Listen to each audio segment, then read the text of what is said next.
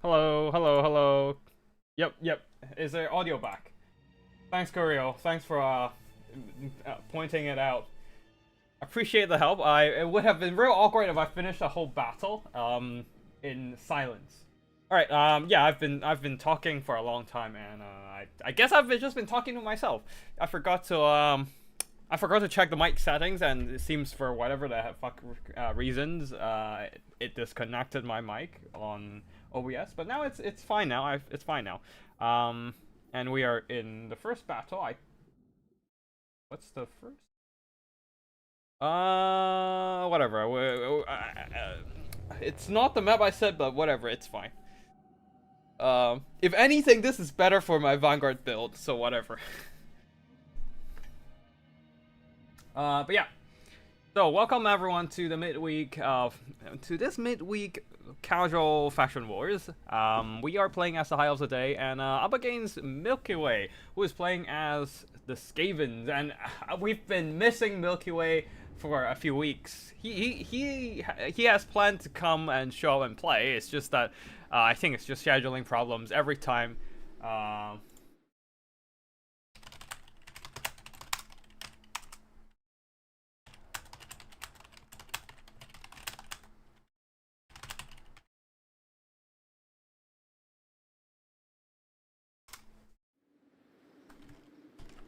But yeah, anyways, looks like my opponent noticed the map is wrong, but I told him I don't mind. If anything, I like it better on this map.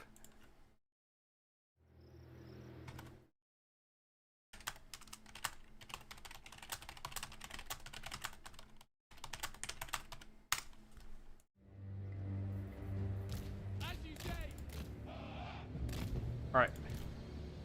Because this is a very small map, and it's easier. It's easier to go full Vanguard over here, just because you can literally scatter all your troops around like that.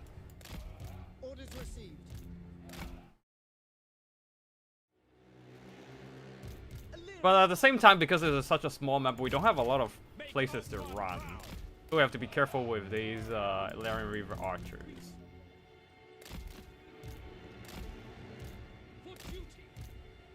Actually, might as well just turn on that skirmish mode. Normally, better players don't turn it on, but my micro shit, so yeah, I'm just gonna have it on regardless. Oh, actually, let me just do that, and alright, ready when my opponent is, and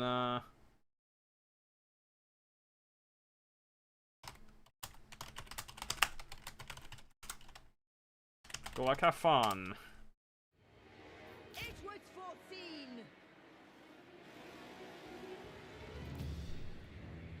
But yeah, how's everyone doing these few weeks?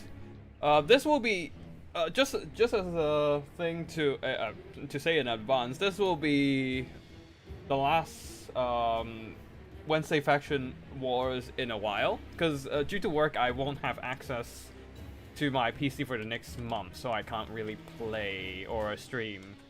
But yeah, hopefully after a month, after we're back, everything will resume as usual. But for now, this will be the last Wednesday faction wars in a while. Shadow warriors, to battle! We will obey. Forward. All right, let's just move up a bit. Start shooting.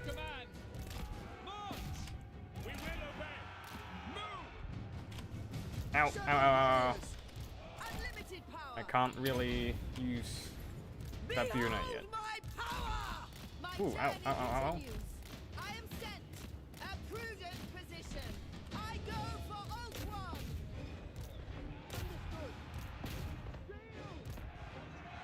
Okay, let's shoot those guys. Master of sorcery.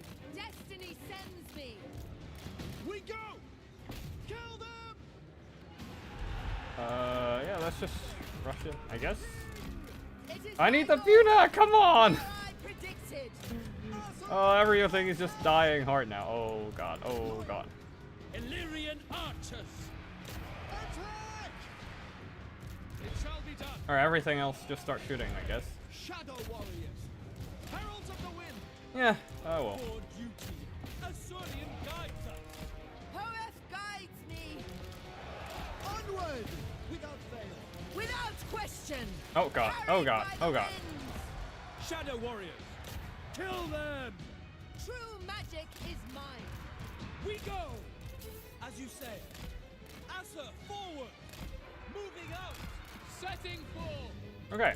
Illyrian breeze. This is not great. We're taking too many hits from the Zap Zap. Let's just pull back our Azurian guides us. Shadow Warriors for now. And I am sent. Draw back! start Fate of Unite these guys, maybe? I summon the winds. Asa, move! Asa, move! Alright. Illyrian archers. My journey continues. Ah, man. Understood. Onward! This is what perfect micro looks like, by the way. Perfectly perfectly terrible micro. Yeah. Without hesitation. Alright, let's see. Carried by the wind. Can we at least get something out? My radiance. Asa, Oh man! Right before I need to, okay, never mind. I got it cast. It's fine. Oh. I think I disciple of Horeth. mistakenly used it on Yes! Quickly now! Azurian guides us! We go! Yes! The winds blow through. Have I accidentally used it on Poisoning Globes? That was on me. Assyrian Alright, let's fire. just keep chasing them down. Okay, these guys can fight them. As you say! A pace! Orders to see! Asa, forward!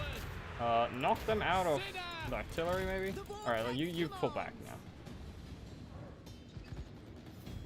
It shall be done! We will obey! For Ulthuan! By your command! Okay, I guess we can save down for another Serve the king! bit of Yuna. This time onto the storm vermin, maybe? And you guys can start running. Alright, go and fight those. Maybe finally send in some of the Advance! melee reavers to do things. Ancestors! For duty! Do we knock them out? No. Asa, Archmage. At once! Horeth And I don't have a minute before Fate of Yuna, so yeah, let's just pull back. Holy shit. A pace! We away! Forward! I definitely needed to play these kiting a bit more patiently. Swiftly! We away! Alright, Advance! To the fray! It will be done! Asa, advance! Apace! Azurian guides us! We advance! Moving out! took some damage. Not great, but Move! Following! ow, ow, ow, ow. Shadow warriors! Move! Very nicely protecting, my opponent is very nicely protecting those, artillery. Making sure they are being, okay, never mind. I think that is GG for us. We've failed to break their artillery and, also left a bunch of reserves unused. It's fine. Quickly now! Ancestors! Yeah, as soon as she goes off the map, it's gonna be army losses, I think. But yeah, very nicely done by my opponent playing with the box there, holding back my forces. And I screwed up quite a bit. I definitely should have grabbed a Phoenix or something like that to disrupt the middle of the box. Because right now, all the cavalry and infantry got blocked out of, got blocked by their, by the defenses. The Storm Vermin, the Climb Rats and stuff, whatever. They were just exactly in the place they need to be just to, as a, they can't really kill everything, but they are perfect speed bumps to stop my, my forces from getting close. This is Skaven. Yeah, I definitely could have used it a little bit better with the army composition. Maybe cut the heralds, cut the Ellery Reaver archers. Maybe cut the eagle on the archmage as well. Just drop in and that. Just drop a couple phoenixes. Probably would have worked way better. The Shadow Warriors did okay. But yeah, the Rangers are horrible. Maybe I should have just skipped the Rangers and just go for Phoenixes instead. As they definitely did not earn back their worth there. They got blocked by the Clan Rats, and also Red Ogres, and then just got bombed to bits by Poison Winds, and yeah, and just got smashed by Red Ogres. They're just too fragile, man, too fragile. But yeah, GG to my opponent. They're very nicely boxed up, and held back my full Vanguard deployment there. The full Vanguard deployment did not pan out, trying to rush them, but in the end, everything got blocked. Alright, GG to my opponent, and that is our first game. We already have another game concluded.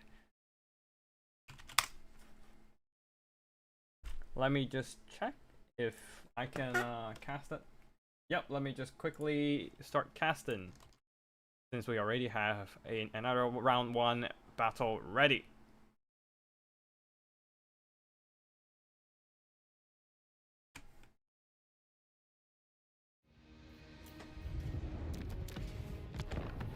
Alright, the other battle is Greenskin versus Kislev.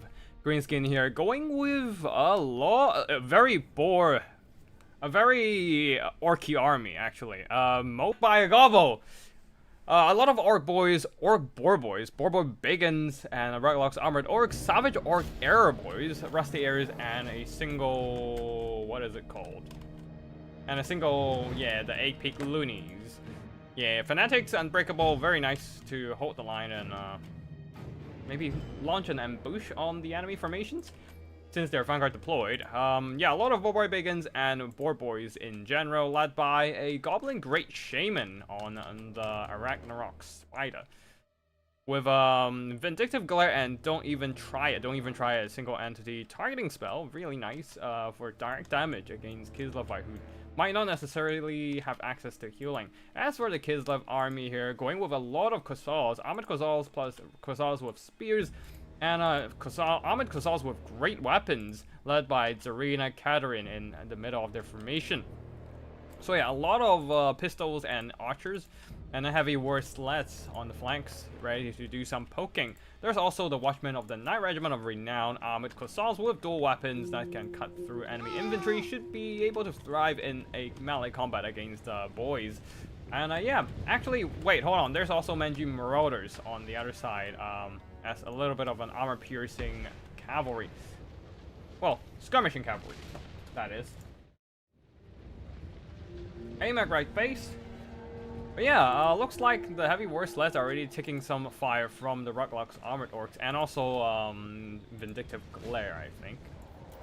Although the Vindictive yeah, definitely a Vindictive Glare being launched. But yeah, the Goblin Great Shaman also have to be careful, as it is, the spider is a massive target for those pistols and archers to shoot at. Daisies or mums, this has to be. I still don't get what does that mean. Or is it just a meme? That is a question in my mind for quite a while. Anyways, Orc Boys clashing into Armored Khazars, but because of that torrent of archer fire and pistols, ooh, that's a lot of damage, especially when there's also a spell. Sorry, what's the name of the spell again? Ice Maiden's Kiss. Or was it Frost Fang? It looks more like Frostfang to me. And Ice Maiden. Oh wait, no, this is the worst line. Anyways, an explosion just blasting the Morgoth's Menji Marauders and Orc Boys. So the Morgoth's Menji Marauders have a bit of Miss Micro there, and more sleds pulling through their own defenses and quickly retreating back to the protection of their friendlies. Although the Orc Boar Bigans and Boar Boys are flanking around, getting in the position to get a wrap around. Savage Orc Arrow Boys are shooting at those war sleds. Same goes for Ruglocks armored orcs and also Rusty Airs, lowering the armor down to 80. Sundered armor, making those crossbow fire and Savage Orc Arrow Boys a lot more effective with their shots. Oh, here comes the Frostfang. Okay, the Frostfang did blast the Savage Orc Arrow Boys, but yeah, Ruglocks armored orcs should be able to turn around and start. Wait, nope, it's line of sight issues again. They're moving around and not firing. But yeah. Orc Boys piling onto the flanks, they're trying to crush the defenses off on those Kislevites, and those heavy war slides are not having a good time whatsoever. Snow Leopard tried to assassinate the Giant Spider, but the Giant Spider does have anti-large. and just smash that poor Snow Leopard instead. However, the Kislev left flank is holding on just fine, repelling the Orc Boys' advances, while the Boar Boys are flanking around, just flooding the enemy troops with sheer numbers. Same goes for the other side when the Orc Boys showed up, I guess. The Epic Loonies, they managed to use two of their, I think two of their Epic Loonies cast, so probably did some pretty good damage. Did some okay damage. But yeah. The Spider is reinforcing, and there are some Orc Boys returning for round 2, while the Orc Boar Biggins might be overstaying their welcome here, just getting stuck in melee combat. Prolonged melee combat, by the way, against all these great weapons and spears, so taking a lot of anti-armor and anti-large damage, which is not great for them, since they are not the sturdiest unit in general. Ryloth's Armored Orcs are actually beating down the Heavy War Sled, since they do have decent enough melee sets. Not the most amazing thing in the world, but not too bad, and can drag down a Chariot unit if given enough time. Orc Boys getting a really nice charge into these Kossar spears.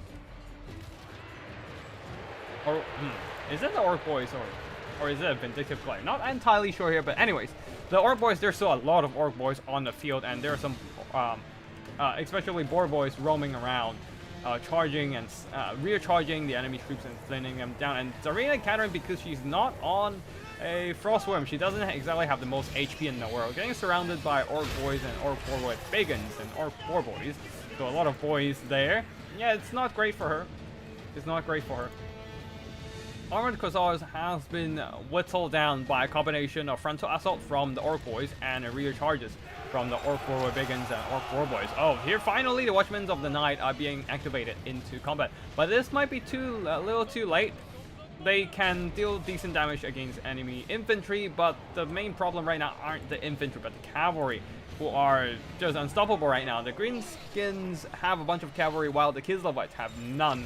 Didn't bring any of their signature Winged Lances or Griffin Legion, and as a result, they really don't have any initiative, any agency or control on the battlefield. Basically, the Orc Boys have free roam on the battlefield. They can just move, charge and retreat whenever and however they want without anything intercept them, while Tsarina Katerin can only try to find refuge among her own men, which are rather bogged down in the middle of a lot of Boar Boys and Orc Boys in general. Oh, another Vindictive Glare onto Tsarina Katerin somehow did not manage to kill her, so the Goblin Great Shaman continues to pursue. One final Vindictive Glare kills Tsarina Katerin, and that leaves the Armored Kossars and Kossars in a chain, in a massive rout.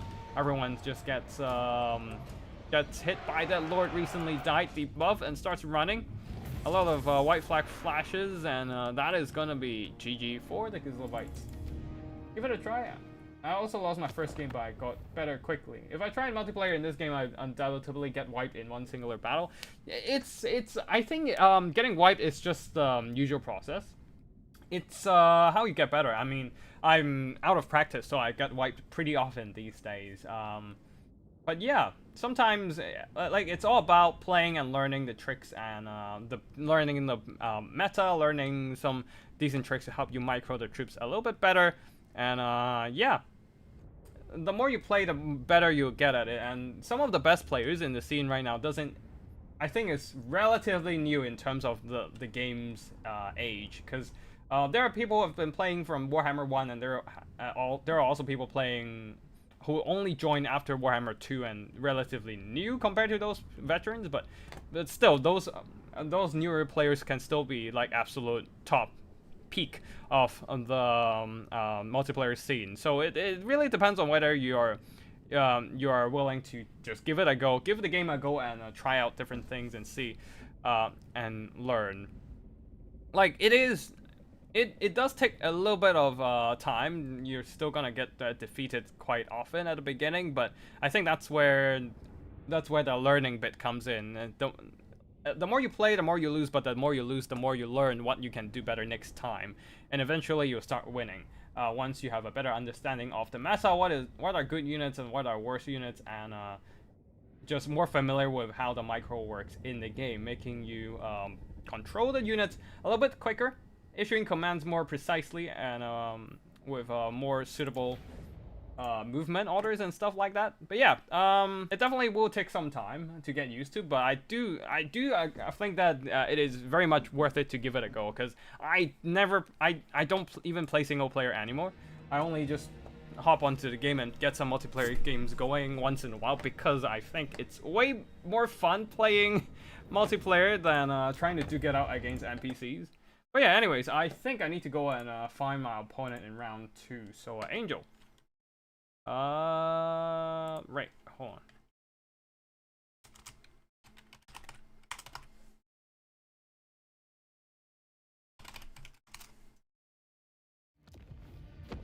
Let me just host battle and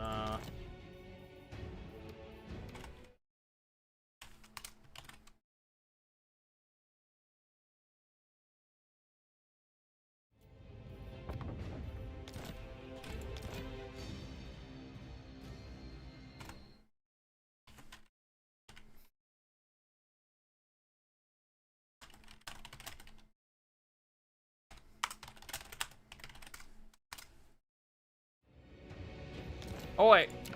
Okay, so I got a code from my opponent and they decided to cancel their lobby and join mine. Okay, never mind. Wait, hold on. Let me just set up another lobby.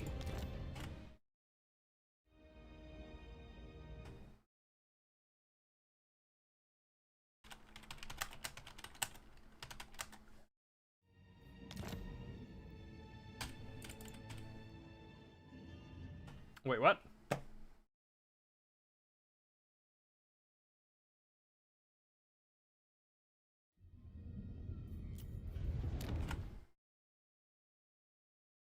Okay, let's try it again. Join with code, and I hope this works. Oh boy. I don't even know how to play the game, and I suck even in single player, but I love the game. If I ever managed to beat a campaign on legendary difficulty, I would give multiplayer a go. It's legendary difficulty and multiplayer are very different, because legendary difficulty, well, it's legendary difficulty because the troop stats are often changed, so you're fighting things a lot more different than what you do in multiplayer. It's a two completely different learning process. So I think you don't have to bother too much about like whether you're good at single player. Just hop onto one of the multiplayer discords, and there are a lot of like more experienced players that are more than happy to just talk to you about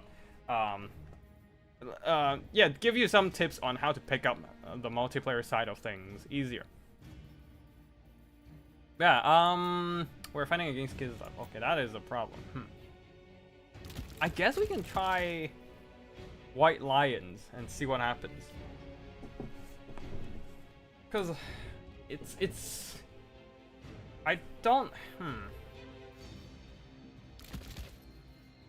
maybe the double flame Spire Phoenix can actually work here. We'll see. Let's bring tech.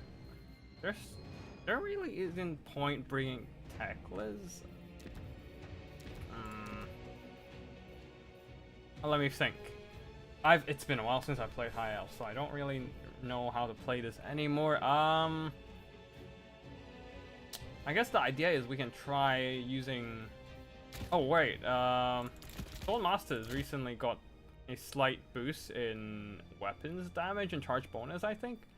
We can bring them out and see what happens, and see if we can crush the enemy front line. The problem is the cavalry and monsters. So, I'll just bring Tyrion then.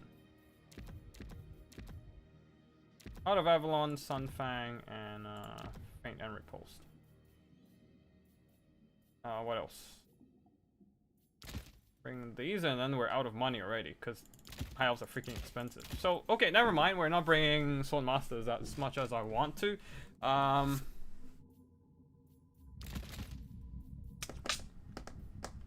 Okay, so what's gonna happen is... oh, we need a cast, actually. Yeah, let's just bring a Beast Caster. Because we're bringing Tyrion, we can actually afford using other casters. Block of Doom them, in case we have to deal with cavalry and stuff. White Lands of Trace to try and cut through the front line if there's any annoying pieces to deal with. But yeah, the main problem are the single entities and cavalry. Which we have like one Dragon Princess to deal with. Everything. Great times being a high elf.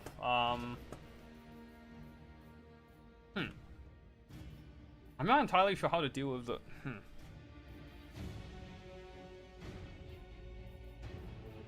Maybe we just have to skirmish?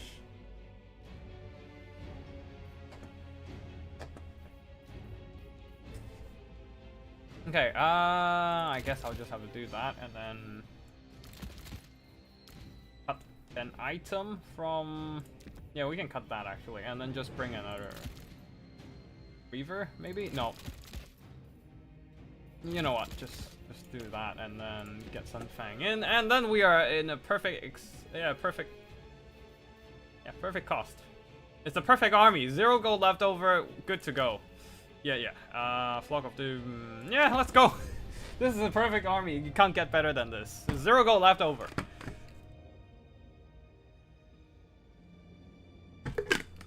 Probably gonna get screwed, but we shall see what happens. We saw round 1, so we saw a lot of infantry being brought to the field. But I don't know if they're gonna take the same approach, or...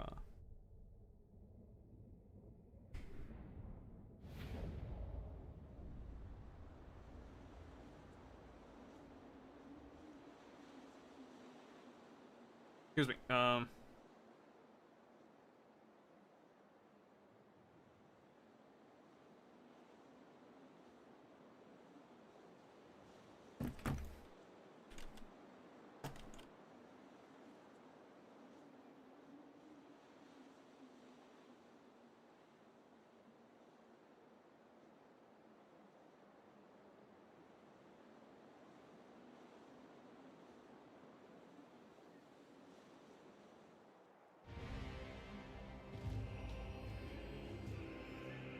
Alright. We are loaded in. White Lions, it will be done. Let's get the units ready. Heir of Anarian. We are kind of in an awkward spot right now because we have such a narrow army, and the Dragon Princess will have to do a lot of heavy lifting, and by a lot I mean a whole lot. They have to deal with monsters, they have to deal with skirmishers, they will have to deal with enemy cavalry. But yeah, mostly enemy cavalry, hopefully. They can hold the line, and Fireborn can beat the shit out of them. I don't know, but yeah. And while the infantry try to grind through the enemy zone front line. We shall see what happens. This is a very simple, straightforward army with a lot of rushing, but there's also seems to be a bit of connection issues that I don't know if our game can. Yeah, there is certainly some connection issues between the two players here. Yeah, let's hope for the best. Serve the king.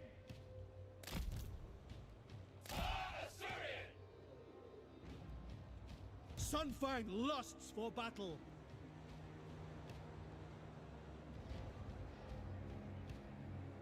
Dragon Princes.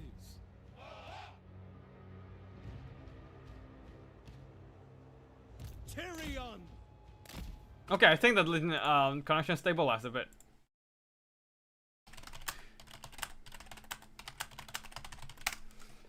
Good to go. Let's get this going before the machine spirits decided to screw us over again.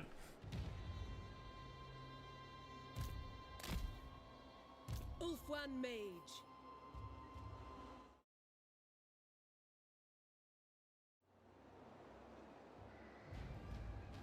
But yeah, the idea is rush with the infantry, and hopefully the Dragon Princess can hold the flanks. Long enough for Tyrion and the Fireborn to tear up whatever that is being thrown in. We also have to be really careful with the Fireborn, so that is definitely a problem here, because they are such an important. Oh wait, we don't have any healing for them. Oh shit, this is risky. Oh shit! This is risky. Oh shit! I forgot that they need a lot of healing. Oh. Oh, we have to be really fucking careful with these guys then. Oh boy. We don't even have healing to protect them anymore. Alright, looks like our opponent is ready, so let's start rushing. Without fail. Acknowledge. That is a lot of infantry. Holy fuck. And healing? Oh boy. I don't see any cavalry, which is the weird part of this. I go. Onward. Let's just get the power recharge starting, and then we can start Flock of Dooming everything we see. Man, I should have brought the Swordmasters! It would have been fun! It would have been really freaking fun to play with them. Ah, well, Making my way. it is what it is.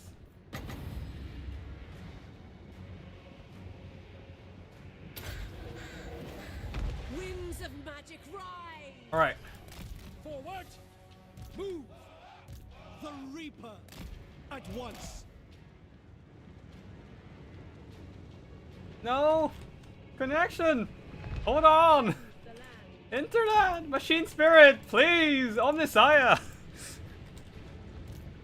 Hold on! Forward. Oh no! Okay, the Machine Spirit is not happy. And I don't even know if we can. Onwards to victory. Okay, we're moving again, but it's in slow motion, so we might have to drop out of this. And like the internet with the stream is fine, the bitrate's all fine on that end. It's just the game itself is in a rough spot. It will be done. Assure, warrior. At once. Uh-oh, yeah, uh-oh indeed, uh-oh. Uh-oh. Champion of Alaria. Forward. Move. Okay, let's get those Dragon Princes on the flanks. We away. Forward. Heir of Anarian. With me. Forward. It is done. Agreed. As you say, Alariel. Attack. We will obey. Alright, let's pull back from those and then Dragon start Prince. slamming them there. Heir of Anarian. Awaiting Then I need orders. another Flock of Doom soon. Asher. We advance. Advance. Asher forward. Apace. Alright, let's pull back and then this guy needs to get the hell out of there and I can start Flock of Dooming everything. Men Louis! Araya Men Alright, let's pull back. We go. Wielder of the winds. Death Frost is coming and I'm not gonna like it. Moving out. Tireless. Okay, Death Frost is killing my mage pretty handily, so Onward. it's something. Orders proceed. Asher, move. Doing my duty. Pull back. Asher, move. Setting forth. Dragon Princess. Quickly now. Moving out. For Assyria. Okay, the White Lions are performing very disappointing. Setting forth. Get some more magic coming in. Lakoi Soraya! Advance, as you say. Swiftly. Moving out.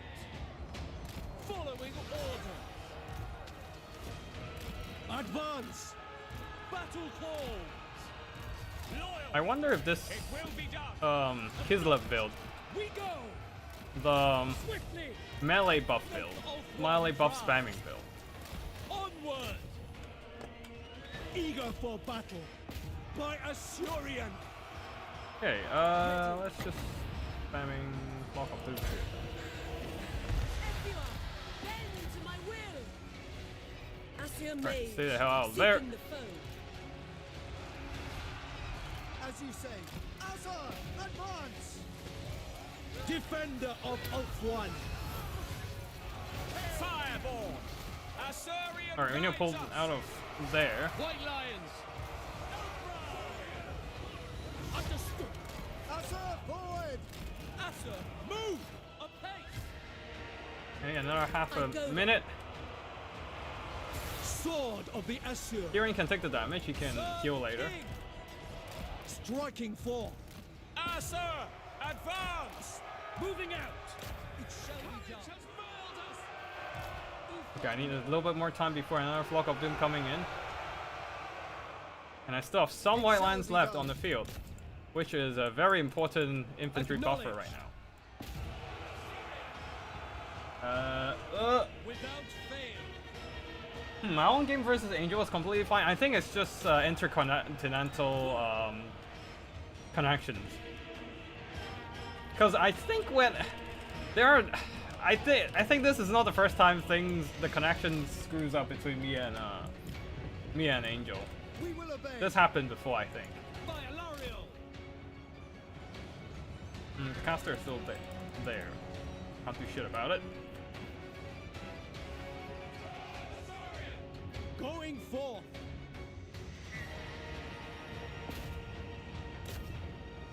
Signer. I'm just praying We will obey. this works. Come on. Come on, internet, stabilize again. Alright. There are like times that it works and times that it don't, so yeah, it depends. Ulthuan Mage. Moving out.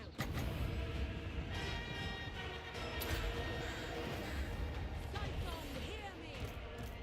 Can I be praised? For Azurion. Go. Menlui. Alright, we got a heal. Time to get out of dodge. With me. Forward. Just trying to lure that heal out. Very well. Battle awaits. And we Moving can go on. and snipe that Attack. witch. Yes. Swiftly. Advance. Pull back. Weapons ready. I go. Striking forth. And go and kill No it. There we go. mercy. Quickly now. Swiftly. Back. Oh, shit. Got hit. Still got hit by a Death For Frost. That duty. was not good. For Asurion. Shield of the Ever Queen. Tireless. Guess we don't have any more Flock of Dooms. We only have like 4 more casts of it anyways. So it's not the end of the world, I guess. By Alariel. Battle calls. For duty. Advance. Dragon Princess. Advance. For my lady. March. Heir of Anarion. Victory awaits. Onwards to victory. Man, if I have although those Onward. few Flock of Forward. Dooms probably would have won me the I game go. if I managed to get them out. But Move. ah well. Setting forth. Apace. We will obey. We advance. Get out of there and start With cycle me. charging, I guess. Not much we can We advance. do otherwise. Asurion guides us.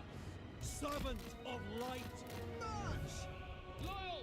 Yeah, we lost our caster. We still have a few cavalry left. That's all we got. And we struggle to deal with those single entities. Moving out. Dragon Princes. Setting forth. By Alariel. For duty. Asa, withdraw.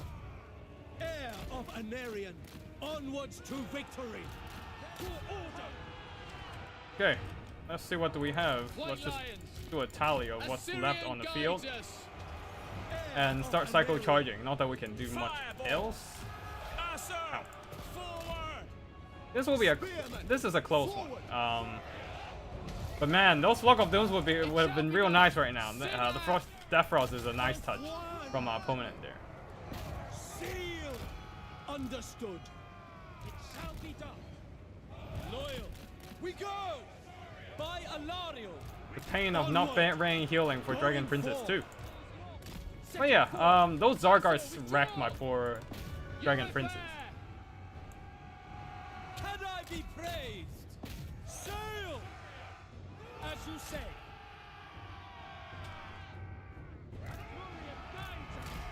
Onward. Yeah. The White Lions got wrecked pretty hard. Shit. I think the rest of the round is done. It's just me and Angel due to connection issues. Oh wait, no, there's still another player going on. Alright. It shall be done. Okay. I guess it's still ongoing with all the games. So it's not the end yet. All hope is lost. Not the end yet. The Reaper. Do we have another use? I can't tell. Oh, well. Yes.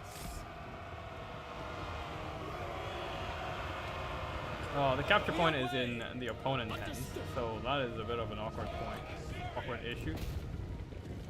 Death to all. Yes. Moving out. Quickly now. Heir of Anarian. Advance. Tireless. Going forth. Forward. It will be done. Fireball. Chase them Without down. question. We don't want them to come back at all. At once. For duty. Alright, you guys By your go and stand command. there. Asa, advance. Both sides have fire resistance, and both sides do fire damage. That would be funny. Moving out. Okay, never mind. You guys have to go and screen for those dragon princes. Understood. For the king. March. Make Elfman proud. Dragon princes. Acknowledged. Fireball. We will obey. Asa, advance. We away. Sunfang lusts for battle. Get out of there. Forward. Onward. Can I be praised? Keep cycle charging. Make Ulthuan proud. Understood. We will obey. Move. With me. I go. And Moving out.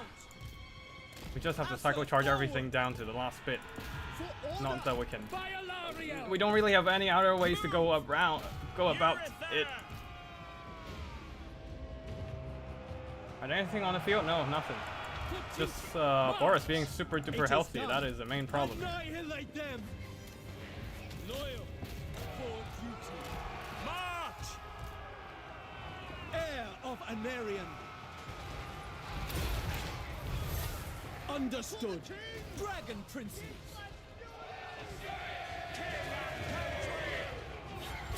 Battle calls. Quickly now. Our Alpha Strike, but the problem is our Lord is just have to duke it out with their Lord, and our Lord is not having a good time in this kind of a single entity duel scenario. Forward. Ugh. Another heal? Stabilizing that balance of power. Forward. We're not having the bestest of time though. The Dragon Princes are so freaking tattered now. Onward. We away for the king. And also we heal capped ourselves. Advance. Onwards to victory. Onward. To victory. Alright, this is a tight one. This is a tight one. Full fun. Okay, kill the Fireball. Patriarch. Assure warrior. Okay, With me. all the characters, Going come on. forth. All the cavalry, come on. Give your lord a little bit of a buffer. Moving up. But man, that double heal is clutch. Oh shit, we're so close. We are so close. Assyrian guides us. Alright, we don't have any good anti-infantry options, just that Tyrion is gonna be slapping single entities by himself. Champion. And of we still need Alaria. another half a minute before we can activate Feign and Repulse. Our cavalry is almost dead. We still have some white lands coming back, but they're all the way on the other side of the map.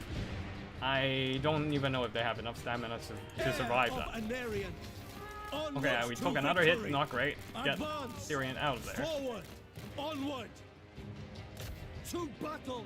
And another minute and we're done for. Oh god, this is too close. This is stressful. Alright, get the fire one out of there. We need them to cycle charge again, maybe. Forward. Asa, move. We need them for another cycle charge. These tattered dragon princes also need to get out of dodge. Sword of Alright, the Assur. we don't have time to finish off the Patriarch. We need to strike down Taurus With soon. me. Come on! This is too close! Oh god!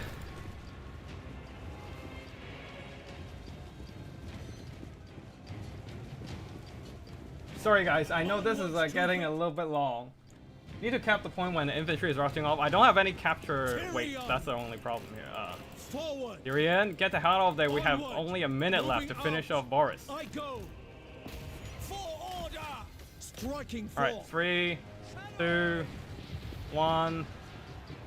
Time to get your feint and repulse up and start slapping To serve. Boris.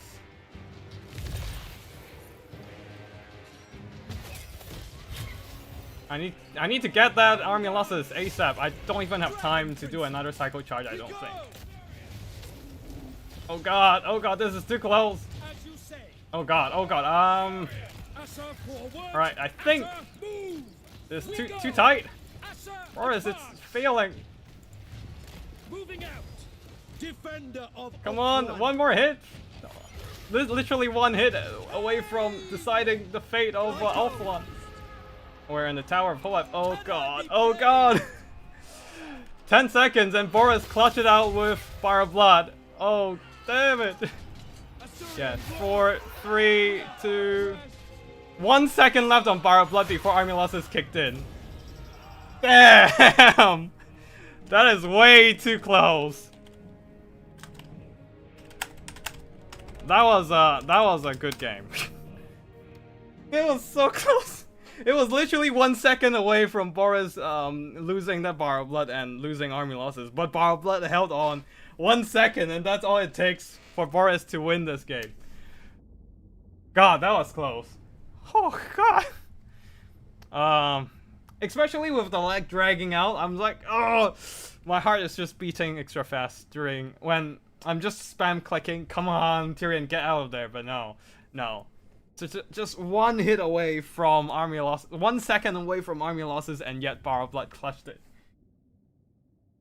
This is way too close, but also because Angel decided to go to go for infantry, which worked out. It worked out, and if I had the Flock of Dooms, if I managed to use a few more Flock of Dooms, things would have completely swung my way. But really nice use of the Death Frost to kill my caster. Earning back the worth of the Frost Maiden there, and yeah, all these Zargards did decently, holding their ground, cutting down my poor White Lions. Damn, the White Lions. Even up against the non-armor piercing Zargards, they still performed poorly because of the stat gap. Dragon Princes did their best, but alas, Bar of Blood. Dude had half a hit point left. Nah, dude had literally 1 second of Unbreakable left. That is the more painful bit. I also forgot to capture the point in the early game, so that really bit me in the ass in the late game there, losing out on that capture point. That was a very, very close battle there. Let me just quickly reply to my opponent there.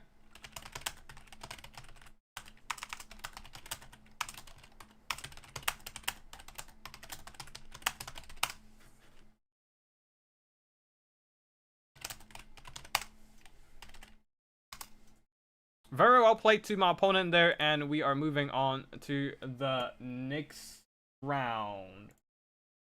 Wow, that was a close one. Okay, we're fighting ogres. This is gonna be screwed. This is gonna be messed up. Yeah, how the fuck do the high elves play against ogres? Right. I don't even know.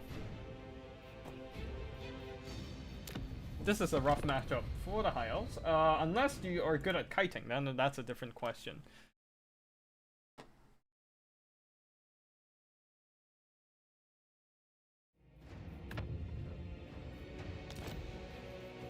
What map are we supposed to go? Plains of the Dead. Alright, somehow high elves and ogres are deciding to duke it out in the middle of a desert in the Tomb King's territory. Don't ask me how that happened, it just happened. Yeah.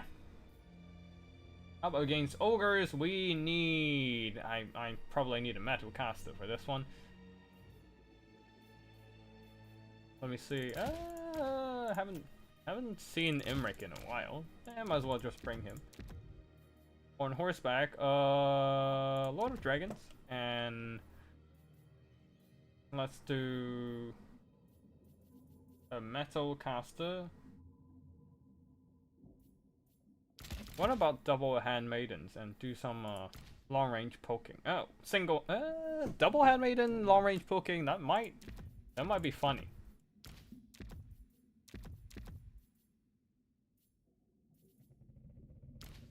And then just bring a caster. And we kite.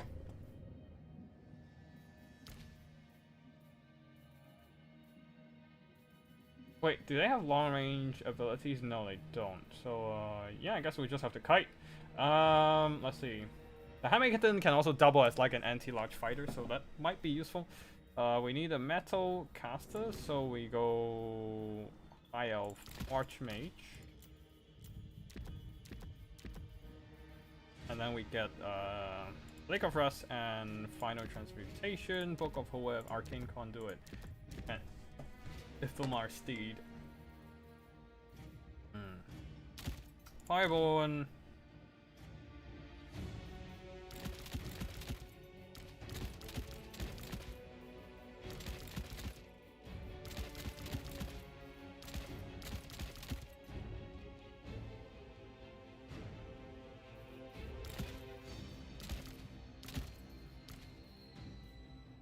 I guess this will have to be it. I have no idea what this is, but it's something. I guess. It's something.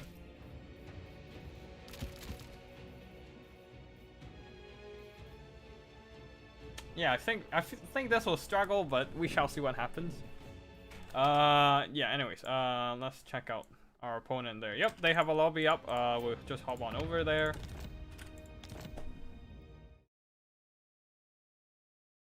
Hey Spotify, hello there. How are you doing? Yeah.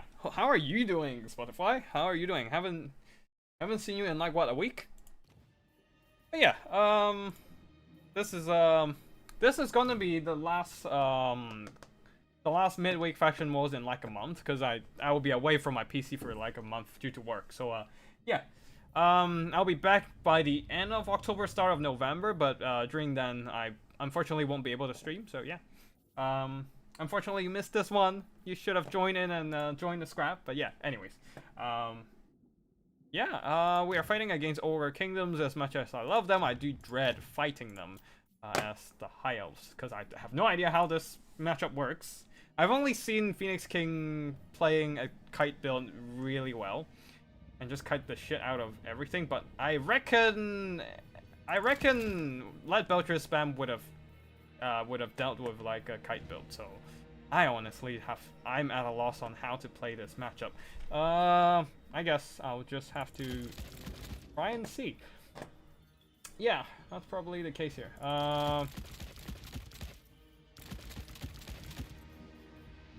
Mass archers and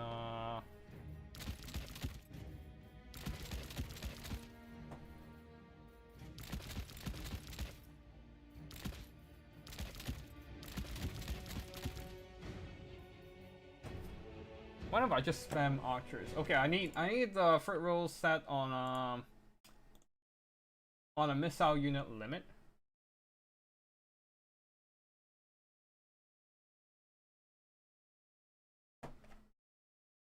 It should be 12 range units. Yeah, total range units 12, and not everyone has a 360 firing arc, so that's fine.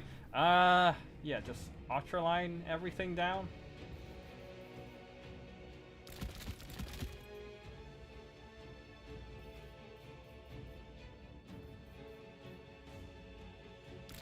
And then a couple handmaiden do some poking work from afar. Plus a metal caster, maybe?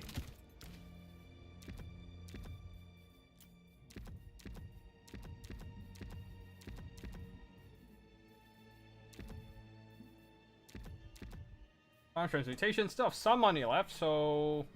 But not enough for a, fireball. Okay, fine. Fine. I will, do that and just grab a fireborn.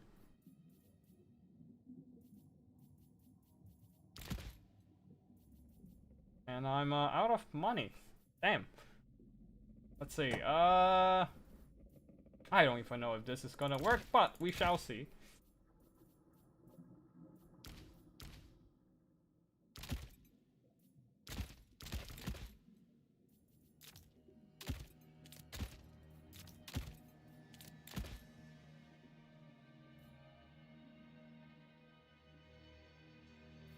Yeah, just mass spam infantry.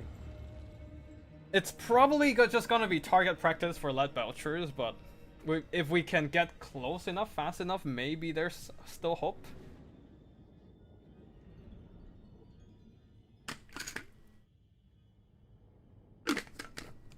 Honestly, don't no idea if this is gonna work or not.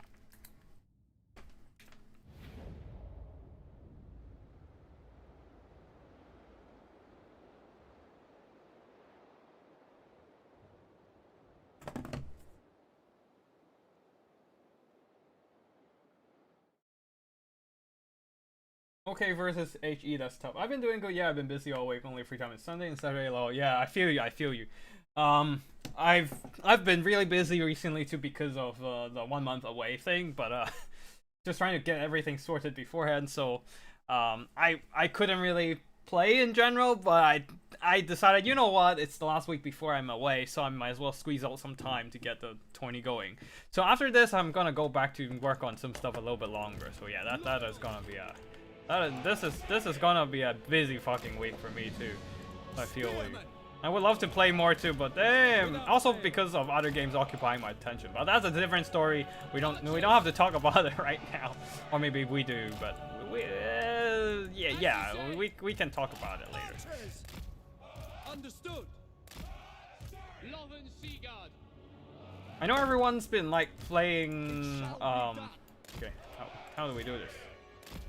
I know everyone's been really busy playing Silk Song, especially there are way too many good games coming out right now. This year in general. This year we have a lot of good games actually. Clair Obscur, and then we have hold on. Wait, what? Oh, okay. But yeah, this year we have a lot of good games honestly, like Clair Obscur, Expedition 33, and then we have let me think. It will be done. Yeah, and then we have As you say. we have Blueprints, we have Kingdom Come Deliverance, we have shit. Yeah, the problem is I don't have enough time to play games. Fucking hell. Orders received. Archers. Like there's too much shit to play and too little time. And I'm also still busy playing with I'm still busy playing with Total Warhammer, and on the top of that I have other games to play on the side. Gacha games with like Uma Musume and stuff. Could win for a rush build. Lions and Silver Helms could work. I don't know. I need to try when I fight OKLO. I feel like Lions suffer. I mean, they can probably use Ragras Pride for the leadership debuffs. That probably would work. Loyal Guardian. But I don't know.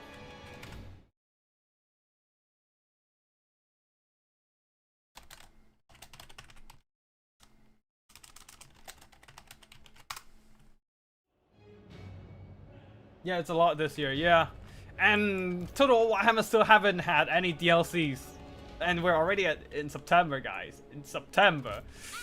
Oh. Oh, yep, Blood Belcher's right there. That is gonna be rough. At least it's only one Lead Belcher, I guess. So it's not like it's impossible to handle right now.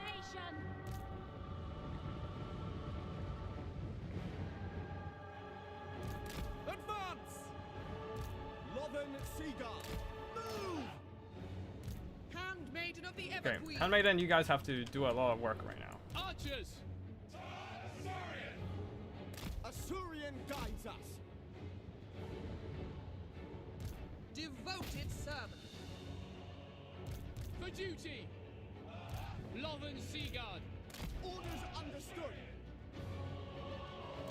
Maiden Guard. Alright, can you guys just start shooting that and then...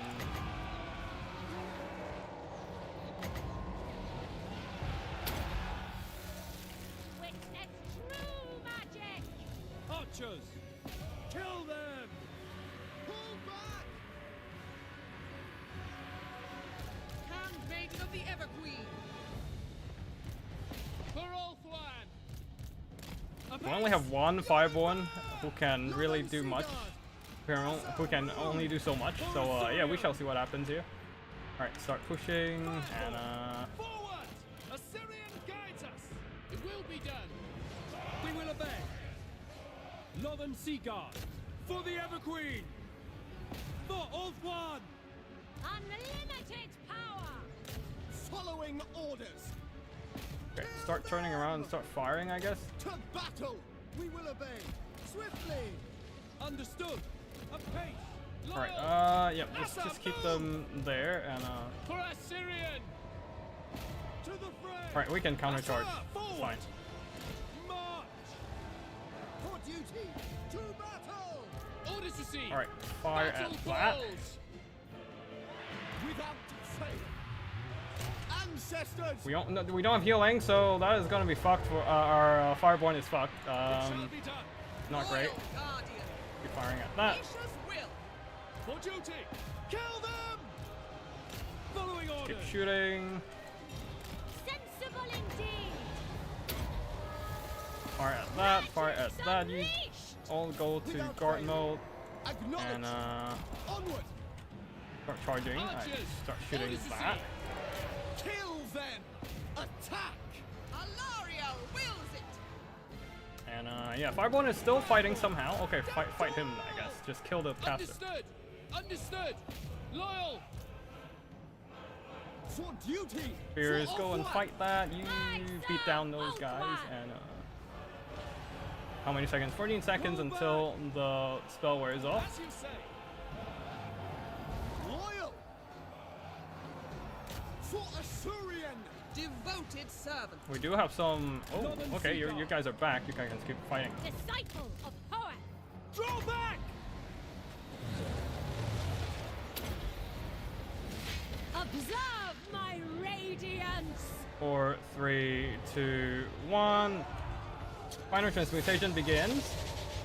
And start transmuting everything in there and kill their caster. Whatever. We are kind of fighting even right now, but we also lost a lot of our archers who are We will obey. a little bit occupied in melee, which is not great. Okay,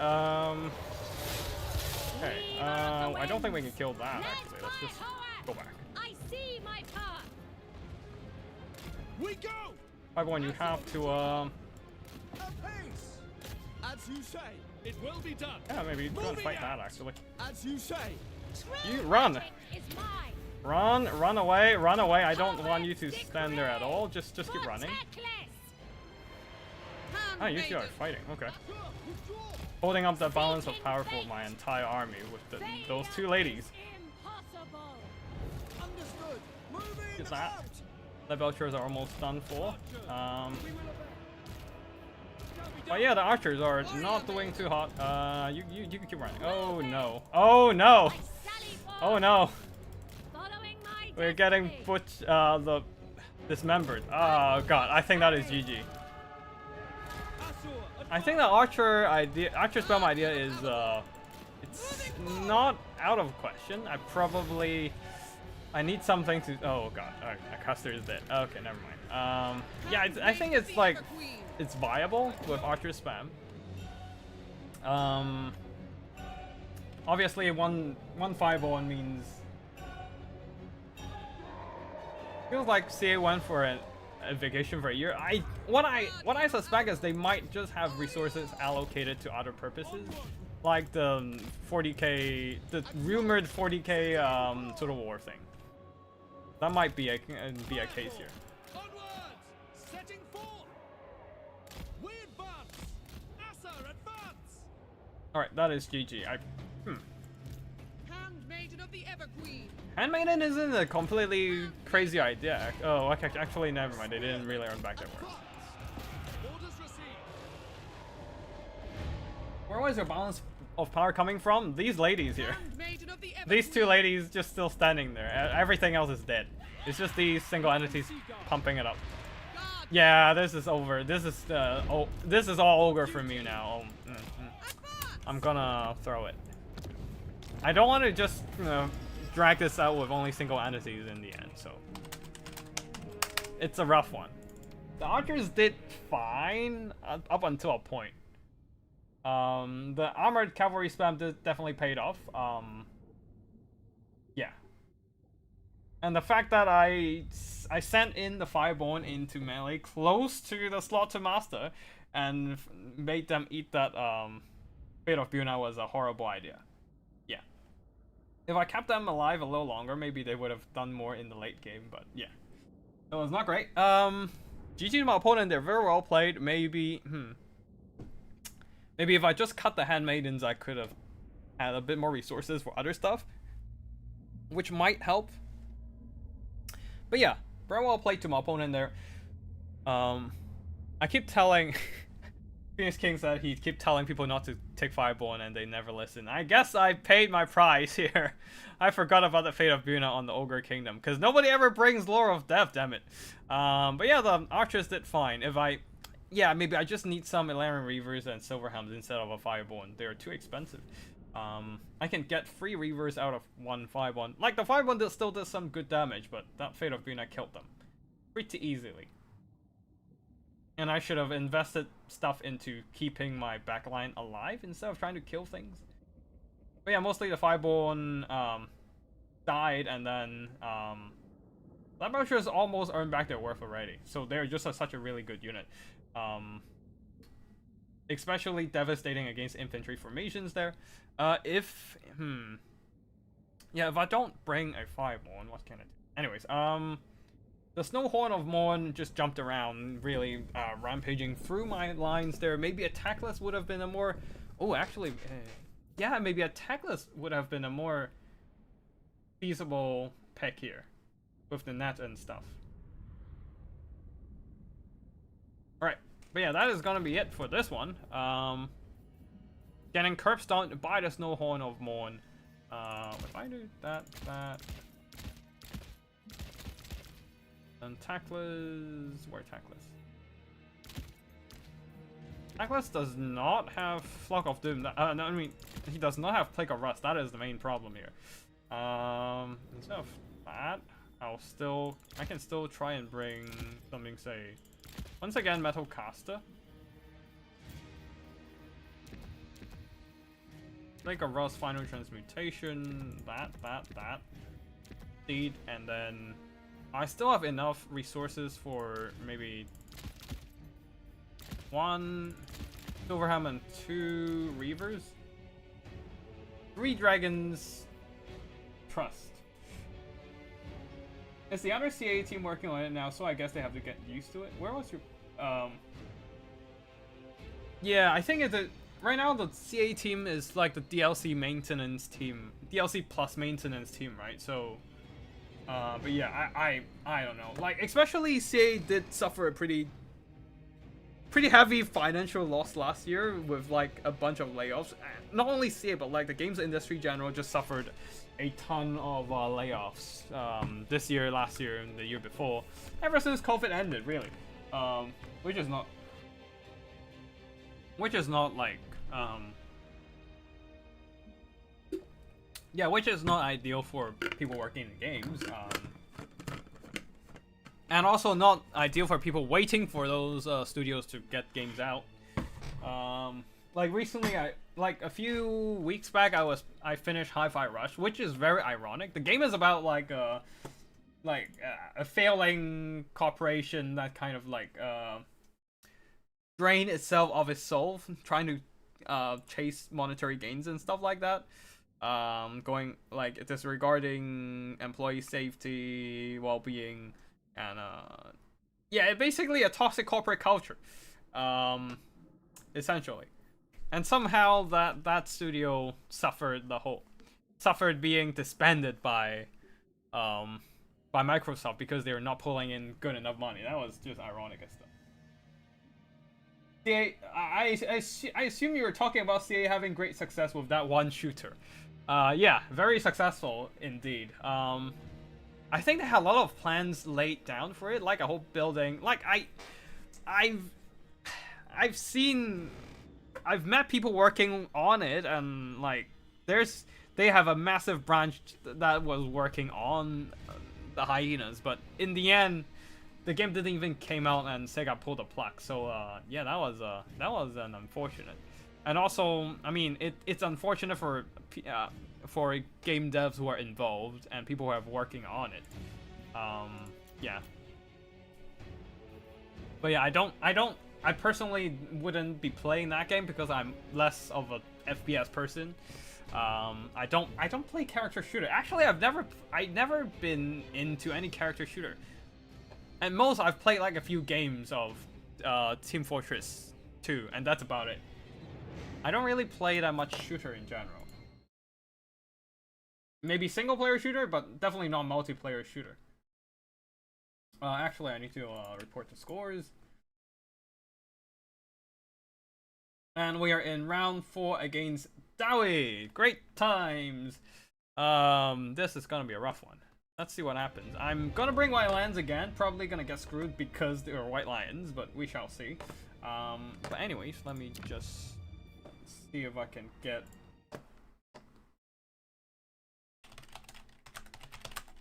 See if I can get in the lobby with my opponent.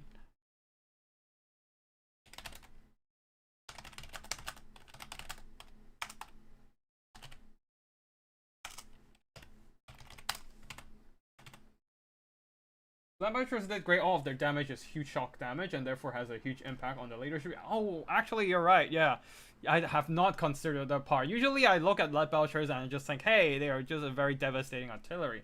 But I forgot being hit by artillery and missiles gives you significant leadership debuff. That is a very good point. But yeah. I don't know, CA, I'm still waiting for the DLC to be out, but I bet CA is gonna announce it and release it during, like, October when I'm away. I mean, there's no news out so far, but I don't know. But we shall see, we shall see. It's not like I have any insider knowledge on what they're doing, so I'm just as much in the dark as everyone else. Alright, yeah, I need to find my opponent and get the game going.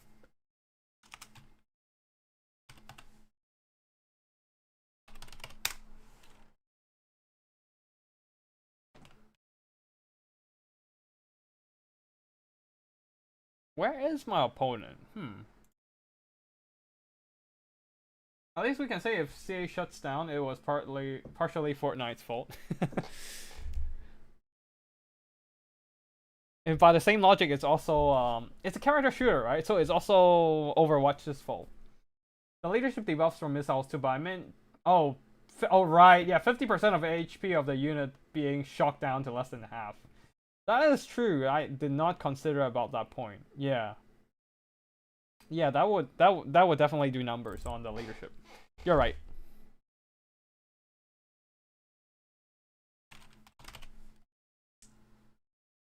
Yeah, because like the shock damage, taking that much damage in like a short time, we just nuked that leadership down extremely fast. You're right. And yeah, as a result, my front line just routed pretty damn fast. Like the spears got routed by freaking nobblers.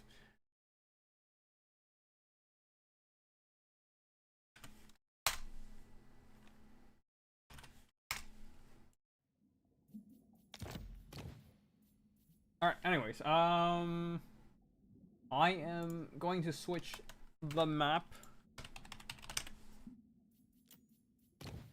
Yep, there we go. And we're playing High Elves against Dowie. This is a rough one. Maybe we can finally bring the Sword Masters. Oh boy, yeah, let's go. I'll need some archers. Yeah, I'll just spam archers afterwards.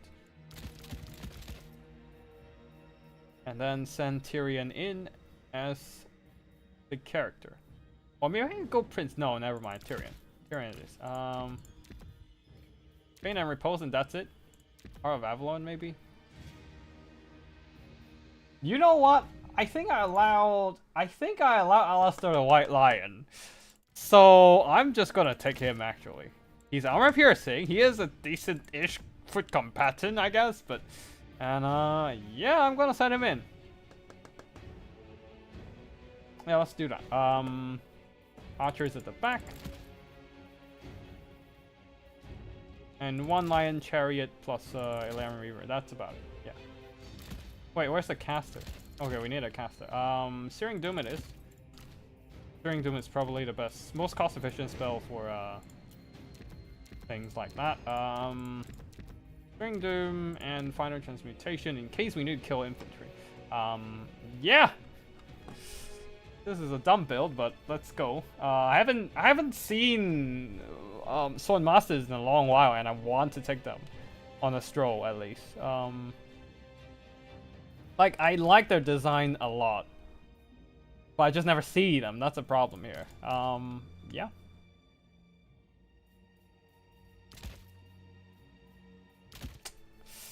Yeah, we can't afford that. Lion chariots, and then give everyone on light armor. Can we afford anything else? 1, 2, 3, 4, and then 250 gold ops. I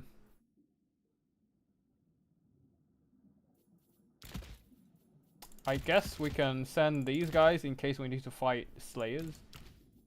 Oh man, 100 gold. Fine, I'll take off heroic killing blow. Take off foe seeker.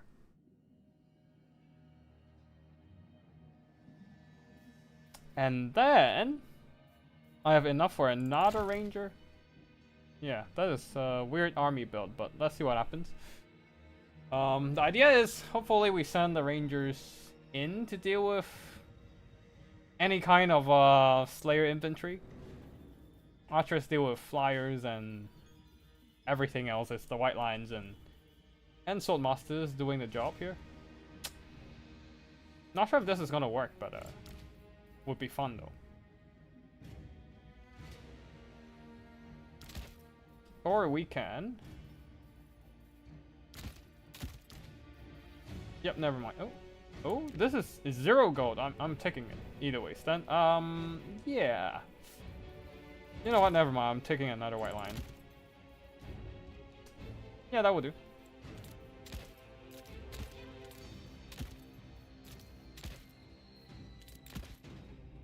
Oh, actually, this might be a Vanguard deploy moment for this guy. Yeah.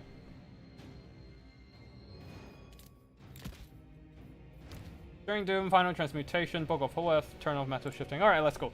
Whatever. 5 gold left. And a White Lion Chariot. Or Lion Chariot. Lion Chariot? Yeah, Lion Chariot.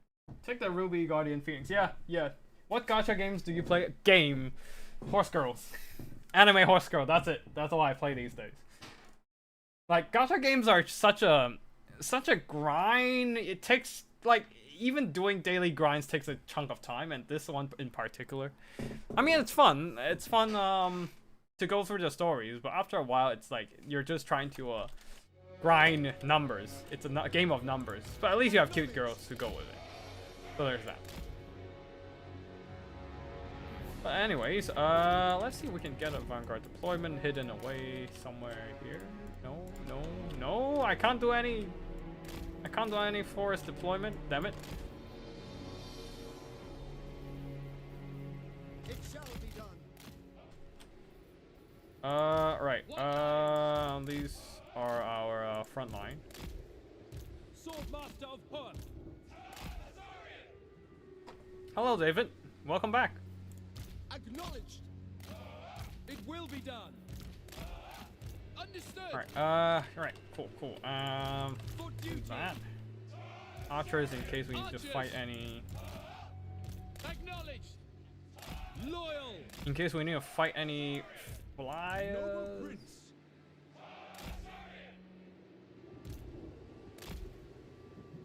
As you say. Archers. Loyal. Acknowledged. Now, if there's like a full Vanguard deployment build, then I would be in an awkward spot. But well, we shall see. Ready and eager. I'll ask the White Lion go and fight with some of the Sword Masters in the vicinity. Oh, actually, yeah, just stand with the White Lions might Swordmaster help of too. Hoeth. Guardian of order. How large is that range? Oh wow, it's infinite range. Okay, shit. Okay, I don't even have the border. Alright, cool. I didn't realize the Ruby Guardian Phoenix is that. Oh, I didn't even check the range. Oh boy, 10% fire resistance. Everyone, boy, that was good. That would be good. against like explosions.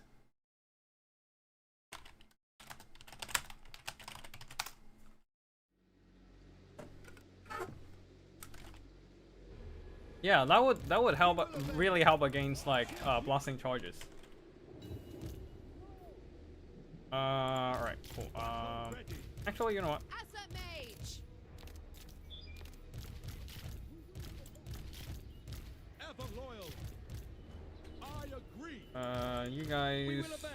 hold your ground. I mean, At your command. guard mode. I mean, right. For order. Following orders. Chariot, where are you? Shit, I forgot where to put the chariot. Oh, It there we shall go. be done. Onwards. It shall be done. Setting forth. Ancestors. Swordmaster of Pun. Moving out. Asur, move. Asur. White Lions. It shall be done. Setting forth. For Ulthuan. To Right, let's battle. move in with our chariots and stuff. Without fail. It will be done. Orders received. Right, so masters, you can start pushing as well. Asur attack. White Lions. We go. We go. For Ulthuan. We away. Defending order. For duty. Orders received. Alright, start shooting. Everyone starts chasing and hunt down the slayers. It will be done. And I don't even remember As you where. say. Okay, cool. You're there. Right. Asur, advance. Start charging. Orders received. Orders received. Alright, everyone start moving up. Following orders. I never tire. Orders understood. Right, go after the slayers. You guys, Soul Masters, you can keep pushing and fire at that. Actually, you know what? Everyone turn off fire guard mode. Just keep pushing, I guess. Since your opponent is trying to run. Advance! Apace! Swiftly! Understood. We advance. Understood! We advance! Ulthuan mage.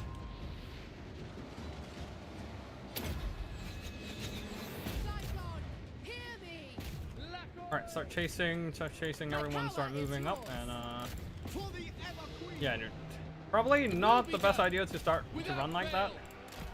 I wouldn't say. Alright, cool. I wouldn't fight that, I guess. And, let's start again. Go fight that. Ulthuan mage. You are still very far away from casting spells. Just Making keep my walking way. up, I guess. Onward. For duty. Start shooting that. Moving out. I think I just Orders win in understood. terms of army you build. say. Sometimes that does happen with this For game. duty. If you get the right Orders army build, received. you can basically win half the game already. For order! Move. And I forgot about We the will lion obey. chariots in Without general. fail. Sinner! Alright, you guys go and Asturian fight those. guides us. We will obey! Go and fight that. Understood! Alright, For the fight king. that.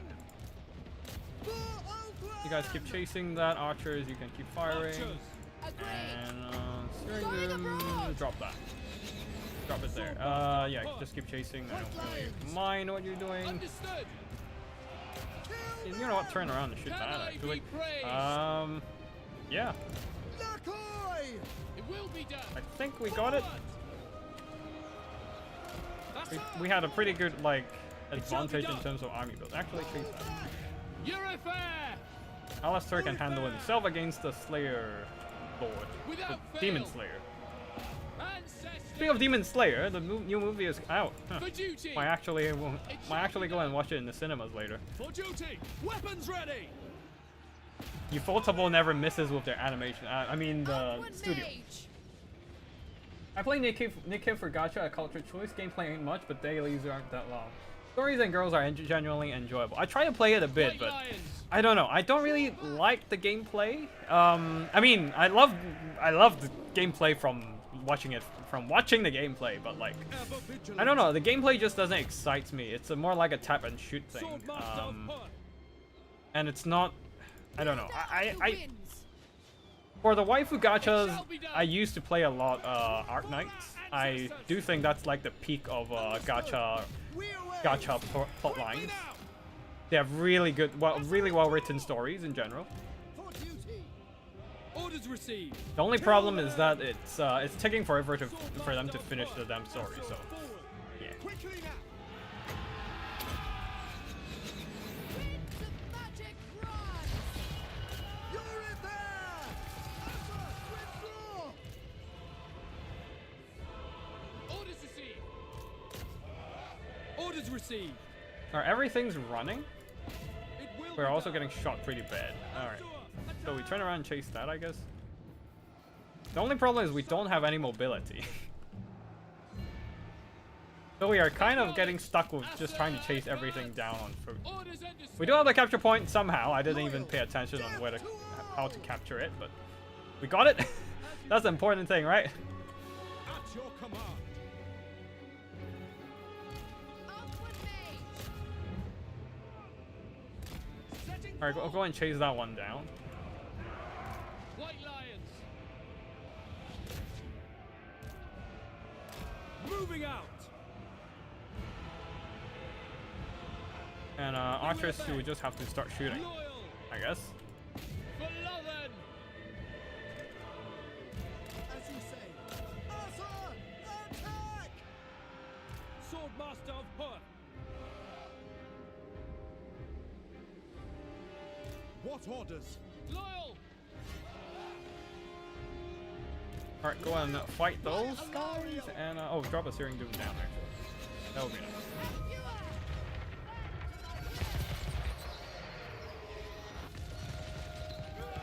No, they missed. Oh, whatever. Just keep chasing. Loyal. March. Loyal. Following orders. Asa, move. Kill them. Loyal. Forward. For the king. For duty. Alright, we got the point. We have magic, and we're cutting everything down as long as we touch them. Alright, we got the Lord, and we can now start hunting down the Buckman's Rangers and everything pesky, harassing us from all sides. I mean, the Slayer pirates do have armor-piercing missiles and can be quite threatening. Like, just them shooting at my Soul Masters like that, but they have limited ammo. That's the catch. They might be good at doing the damage, but they have limited ammo. Alright, we can go back to chasing them down. The archers are in range and start peppering down the Slayer pirates from afar. Without fail. For order. One unfortunate thing is we do have, we're running out of ammo indeed. Oh god, wait, we are out of ammo, oh boy. Alright, that is not great. It shall be done. Sinner. Alright, chase them down. It will be done. Asa forward. Alright, let's just consolidate all the rest of our ammo over here and get the Slayers. We go. Wait, hold on, we have magic. Shall be done. Turn on fire at will. Without fail. And go and spray them with some final Searing Dooms and stuff. They're still trying to run, which means they are Orders received. just gonna get chased down and suffer pursuing damage. Yes. Shoot me a few more times with your pistols, and then I'll be done. Yep, we're good. Orders. Setting forth.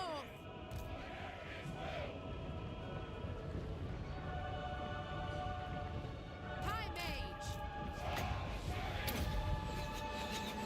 Louis, Orion, and Louis. They have some trees that cover, so it's not gonna be that insane damage. You can see it. Look, Archers. some of the damage got mitigated by trees. We will obey. We go. Assyrian guides us. Oh, they try Arc Knights too. I love Arc Knights because like the character design are really good. Forward. Just that it's getting the grind got a bit long in the end. I just kind of lost momentum on that one, Swordmaster of Hoth. and because of real life, I've got like other stuff I need to work on, and I just dropped it and never picked it back up again. But the story is really good. Without The fail. world building is absolutely insane, and it has a really fun and interactive like tower defense method where you're not only, it's not a Genshin clone basically. It's not like you're just controlling a character and do like 3D action shit with it, but like you actually have to think about how you deploy your units, and different units have different synergies and stuff. Like it's a definitely more fun way than playing. Without fail.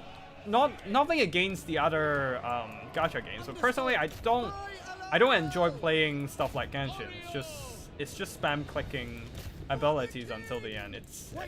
It doesn't have any like Shall be done. variation of skills to it, I don't think. Maybe it does, I just don't enjoy it. To the fray. Yeah, get these guys back. Move. Archers. Get some. Acknowledged. Get these To guys. the fray. Mage!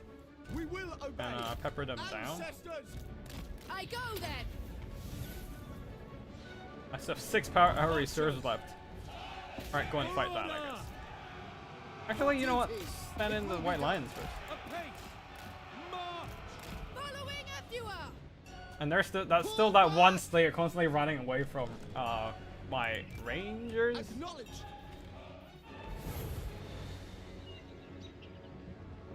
It will be done. But yeah, I would recommend playing Arknights. The world building is insane. It's a really flashed out post-apocalyptic world. I think that's something that really captivates my attention. Belongs up there with the.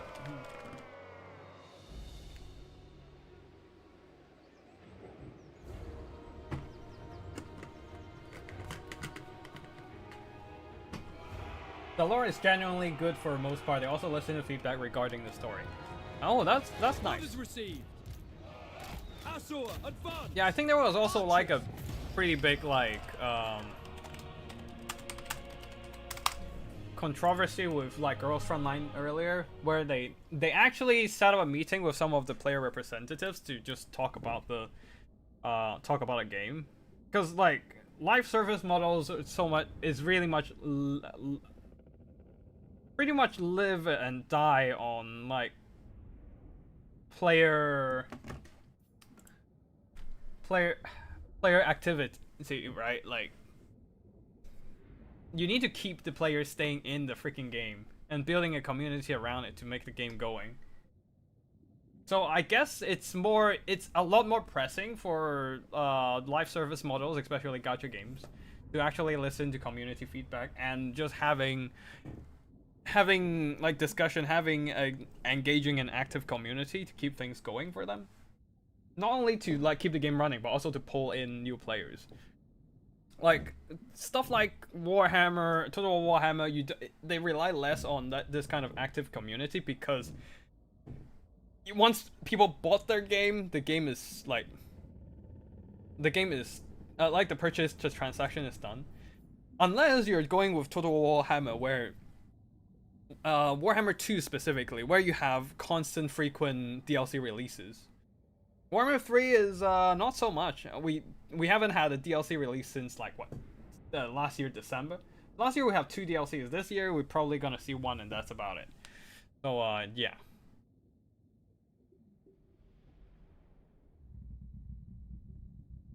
The Shadow of Change era was something else. Not many times I've seen a tone deaf message like that. Ah, the pricing. We're talking about the pricing, right? Yeah, anyways, I'm not gonna do too much talking on, yeah, I mean, I'm still streaming Total Warhammer right now. I'm not gonna, I'll try not to badmouth them right this second. But yeah, it was, I mean, they did change their approach afterwards, and seems to be a bit more, and seems to be taking things a bit more friendly, player friendly. And they have, I think they are a little bit more active in trying to share a work in progress content, just giving us a sneak peek on what's coming, so that's good. And yeah, but yeah, I feel like the Total Warhammer development is kind of winding down since last year, so I don't know. We'll have to see what CA might announce, maybe later this year, maybe next year, maybe, and see what future holds for Total War in general. But yeah, it feels like Total Warhammer is still their most attractive asset right now, until they pump out another Total War, either historic or fantasy. But then again, it seems like, I forgot if this is an accurate news or not, but I heard that, yeah, I don't think I've seen it on Reddit or something. Somebody claimed they're working on fantasy and sci-fi at the same time. Fantasy and historic. No, wait. Fantasy and historical at the same time. I forgot actually. I probably have to go back and dig up those information. But yeah, actually let's have a look at the army performances. My opponent very gutsy, going for an almost full Slayer. Oh wow, almost full Slayer frontliner. Slayers in the regular Slayers, double miners, and just a ton of Slayer pirates and Bugman's Rangers. So a lot of firepower there, but I went full on armored infantry rush. So I basically kind of won half the battle by army builds. And the Slayers would struggle against this wall of armor in general. And if it's something like, yeah, if it's just a full front line of Rangers, then they might struggle against the Slayer Pirates and Bugmans. But my front line has too much missile resistance there. The Swordmasters have like bronze shields, so they block missiles from the front. And well, they don't have shields, but they are good enough to block bullets and arrows with their swords. And the White Lions have missile resistance of 30%, so they mitigate a lot of the incoming missile damage. And then it's just me out trading them in general. So yeah. GG to my opponent there. A very brave Slayer build. I would have loved to see some Doomseekers, but alas, that is not the case for today.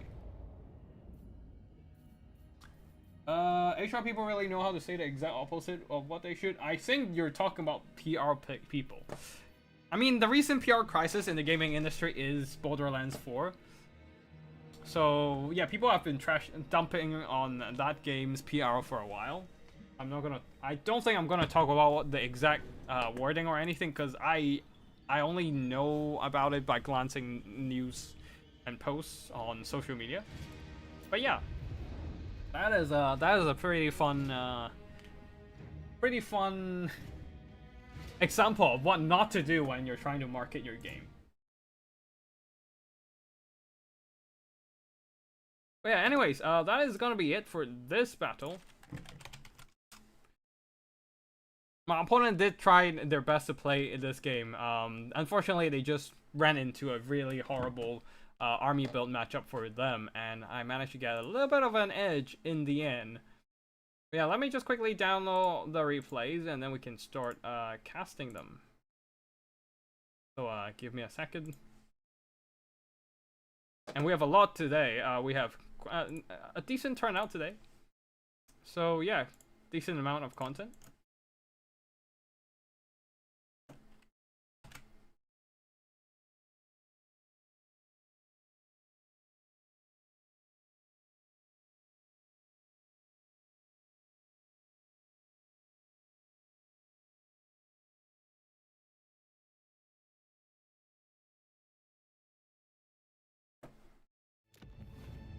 But yeah, I think CA's product since CA's DLCs since Shadows of Change has been pretty solid. I mean, I'm a bit sad that the Omens of Destruction trailer doesn't have the kind of custom in-game animation anymore. Like the last one that did like cool in-game animations and voice lines and stuff like that with the scenarios and all that was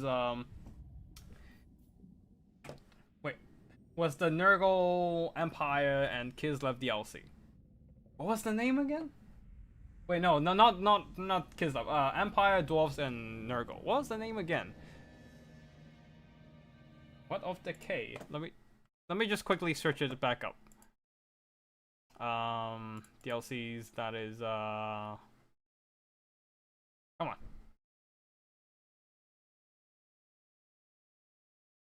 Thrones of Decay, right? Yeah, Thrones of Decay. That has some really cool animation stuff going on with the Thunder Barge, with like them breaching the city gates and the guns. Thrones of Decay, yeah, and the gun, like, yeah, especially the Thunder Barge was cool. And then you even see Gotrek and Felix fighting side to side. But yeah, we don't see any more of that in Omens of Destruction, which was like seeing those trailers has always been like a big highlight for me when they announce DLCs, but not seeing that for Omens of Decay made me quite disappointed, not gonna lie, because I really like them. But yeah, it is what it is. And we're gonna cast the battles right now. We're going into the replay casting section. Thrones of Decay, indeed, yeah. Phoenix King versus Pasha. Ogres versus Lizardmen. The ogres usually severely overweight short people, but they're all. I can't see cousins of Mark Zuckerberg.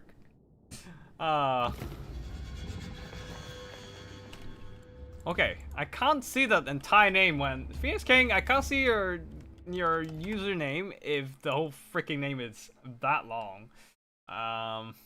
You gotta be aware of character limits, mate. Let me just see. Open with Notepad. Can I find it with a text editor? I don't think. Okay. Yeah, I can't even find your freaking name in the replay file. Damn it. Anyways, that's one of the best trailers in my opinion. Top 5, if not top 3. Maybe I should. Maybe after the next DLC. Actually, maybe after the final DLC of Total War Warhammer, I will do another trailer. I will do another video ranking all the trailers of Total War Warhammer and their DLCs, and just rank the top 5 trailer or something like that, and plus notable mentions. But yeah, yeah. Before that, we are now. Let's go back into casting and the replays actually.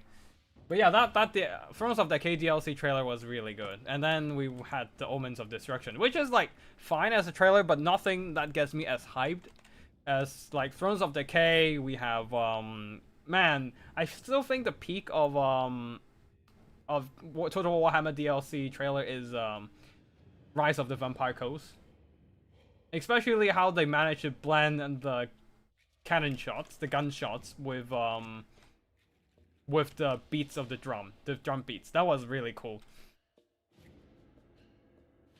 This trailer quality has dropped from Warhammer 2 to Warhammer 3. I would still say Immortal Empire's trailer was really good. That and Thrones of Decay. And Shadows of Change, it isn't amazing, but it's fine. It still holds up in quality-wise to show everything. Like, Yuanbo's animation, the sword moves are really cool. But yeah, the Shadow and the Blade was... although in terms of sword moves, I still think Shadow and the Blade probably has the best sword moves, just because Snitch is the choreography of Snitch is insane in that yeah, if I remember it correctly, Snitch's sword moves are really good. Although Yuanbo also has really good cool sword moves. But anyways, back to the replays here. Immortal Empires had nice soundtrack. Yeah, the soundtrack is good, but like Carl Franz hammy voice acting, I don't know what else can get you hyped if that doesn't. So yeah, that's good. They sync their fights up with the music in Warhammer 2 trailer. I think they did with the Thrones of Decay too. But I'm not sure. I think they did, if I remember correctly. I need to recheck that trailer. But anyways, I dilly-dally long enough on the trailer. Let's go back into the replay. Now, for the Ogre Kingdoms from Phoenix King here with a stupidly long faction name that they changed. Username. They're going with a front line of Nobblers and a second line of Nobbler Trappers, a third line of Ogre Gunpowder, Ogre Pistols, and Lead Belchers. Mornfang Cavalry with Iron Fists. Interesting. I guess to mitigate Javelins from the front. And Saber Tusk packs as a bit of a lighter, more cost-efficient mobility. Slaughtermaster of Great Maul Magic with Bull Gorger to increase melee attack damage. And Troll Guts for healing. Oh, Brain Gobbler to break the skinks earlier. Interesting pick against the Lizard Boys. As for the Lizard Boys, they're Saurus Spears and Yeah, just a line of Sword Spears, and backed up by Coal and Spear Riders, and a ton of skink skirmishers in the front. 2 Stagadons with their giant ballistas, yeah, giant ballistas, ready to snipe some of those ogres from afar. But I don't know if the firefight would actually go in their favor, given that there are multiple ogre pistols on the field. As for leadership there, Krogar supported by a skink priest of something. Where is Skink Priest at? Right here. Skink Priest of Beast with Flock of Doom to drain down Nobblers, I believe. But sure, Warhammer 2 was just better. I would... Actually, I think... let me think. I do agree that there are some peak trailers in Warhammer 2. Especially, there are so many good, like, movie references, right? For the... Wait, hold on. For the Skaven's a Kick Claw trailer, that's the Warlock.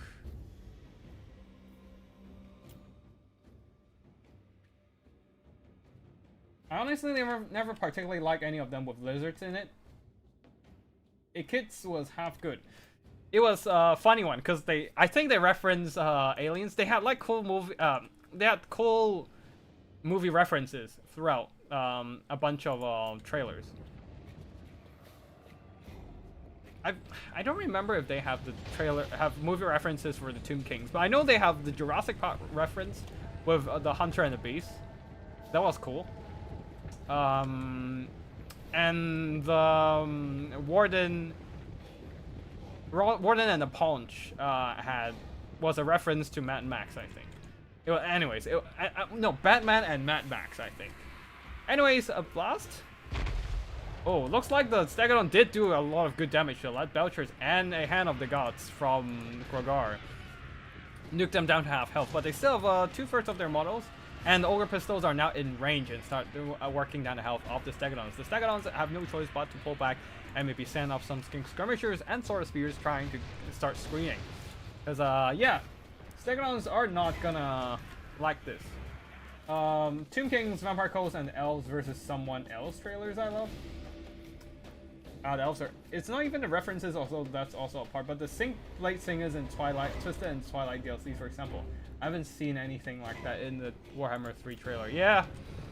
Yeah. I guess they were also laying off people so they have a bit more manpower constraint, especially with something like the Omens of Destruction. Anyways, Mornfang Cavalry marching in. Ooh, Ogre Pistols poking off the Stegadon HP bar quite a bit. Yeah, this is why single entity artillery units are never going to out-trade multi-entity artillery. There's just more shots coming in to hit you. Although the Mornfang Cavalry has taken quite a bit of damage so far, forcing a True Guts in response with the Skink Skirmisher blow dots and Stegadons just trying to poke them down. They did get a True Gut and got some pretty good HP back, and as a result, the Stegadon is just sitting in front of those Ogre Pistols for way too long, and the Mornfang Cavalry, after charging down those Skinks, are now charging down the Stegadon, getting some nice impact damage, but mostly just forcing it into a rout. Which the Lizardmen, the Lizardmen mobility are coming in trying to screen Coal and Cavalry. Spear Riders driving off those Mornfang Cavalry, but the Ogres very wisely pulling away from them before the Coal and Spear Riders making contact. But there's nothing really to screen off those Coal and Cavalry, so they can probably just charge into Man-Eater's Ogre Pistols. Well, never mind, there are some Iron Fists coming in to countercharge. Pro Manicoil being summoned and going after the Lead Belchers. It's not going to be around for too long. It's still in this. Oh wait, still have more than half a minute left on the timer, and can do a bit more damage to Lead Belchers. Although the Ogre front line is pushing in. Those Mornfang Cavalry is doing a number on those Skinks, but the Sword Spears are holding. Blow darts are shooting in and working down the HP of the Saber-Tusk backs and whatnot. Especially when the Coal and Spear Riders are still held at the back in reserve. Omens was the only one after layoffs, and I think it specifically sent away the people making those trailers. I think usually what happens with layoffs is people people cut off like the non-essential bits first. The functional stuff, the people that actually makes the product, which is like developers, the programmers, the modelers and stuff, artists and stuff, they keep those. And they start cutting off with marketing people. So maybe stuff like community management, PR people, and I guess trailer making isn't exactly like essential in this case. You need to get the product out first before you have a trailer, so that's probably where it's get hit as well. I can't say for sure because I don't work in CA, of course, so but usually that's what happens from what I observe with like gaming layoffs. Usually marketing people takes the hit first, and programmers, developers, they stay around.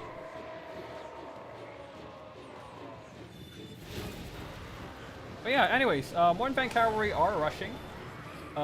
There's nothing really to stop them other than the Cohen Spear Riders, which are occupied elsewhere. The Skinks are mostly faltering under that heavy cavalry support, and but yeah, the Sora Spears managed to beat the Nobblers just fine. Now coming over to beat down on those One-Fang Cavalry as they're kind of stuck on some Stagadons right now, and getting grind down. They're taking a lot of damage. They only have 90 armor, so not the most insane armor value. While the Sora Spears have pretty good weapon strength.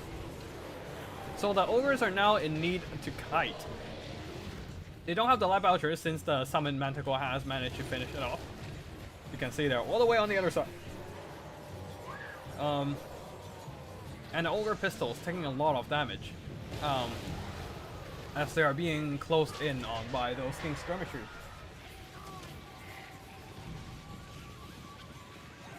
But yeah, I think that's GG for the Ogre Kingdoms, as they... I don't think they were expecting Saurus spam. A Nobbler frontline is not going to break the Sauruses, and instead being pushed back. Being driven back, and units like One-Fang Cavalry are just so shit. They're not great in fighting, honestly. They managed to run down some Skinks, but that's about it. Their melee stats as well, right? So, but you lose that kind of model penetrating power of a lead. Their melee stats as well, right? So, but you lose that kind of model penetrating power of a lead Belcher. If you bring multiple Lab Belchers, they can pummel the Saurus Spears, no problem whatsoever. Of course, they would be less efficient against Stagadons, but I mean, all you need to do is kill the infantry and then fight the monsters with your own armor-piercing units, right? By the way, has anyone had trouble accessing Tequila Sunset's Total Wars channel? I am not sure. I think I looked at his yeah, I looked at his yeah, I think I looked at his streams just fine on Sunday, so I don't think I noticed anything wrong. But yeah, the Ogres have lost their front line, and now they're being pushed back by a ton of Skinks. Like, even Skinks getting closer to the Ogre Pistols would be a very dangerous threat, as the Ogre Pistols don't have much armor, and can be easily whittled down by a turret of these blow dots.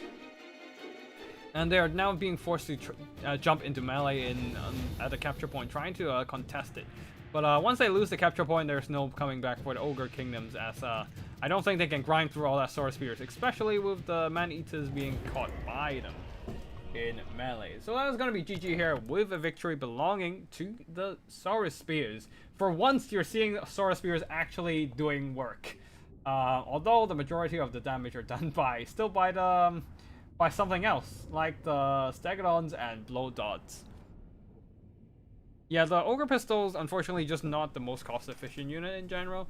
And man, those One-Fang Cavalry got wrecked hard as they charge in and get countercharged by Spear Riders. And got hit by Blow Dots and Saurus Spears. Yeah. And the Saber Tusk didn't do well either. Like, my way of playing against Lizardmen is just spam a bunch of Lead Belchers. Yeah, it's, actually, I don't know if, is that a connection issue, maybe? I don't know. You probably have to, Ogre Pistols are great, I guess, but I would bring Lead Belchers in this matchup, honestly, because they do well against both infantry and monsters, and cavalry as well. And Ogre Pistols are too expensive, man. They're just too expensive. I don't think it's worth it. Yeah.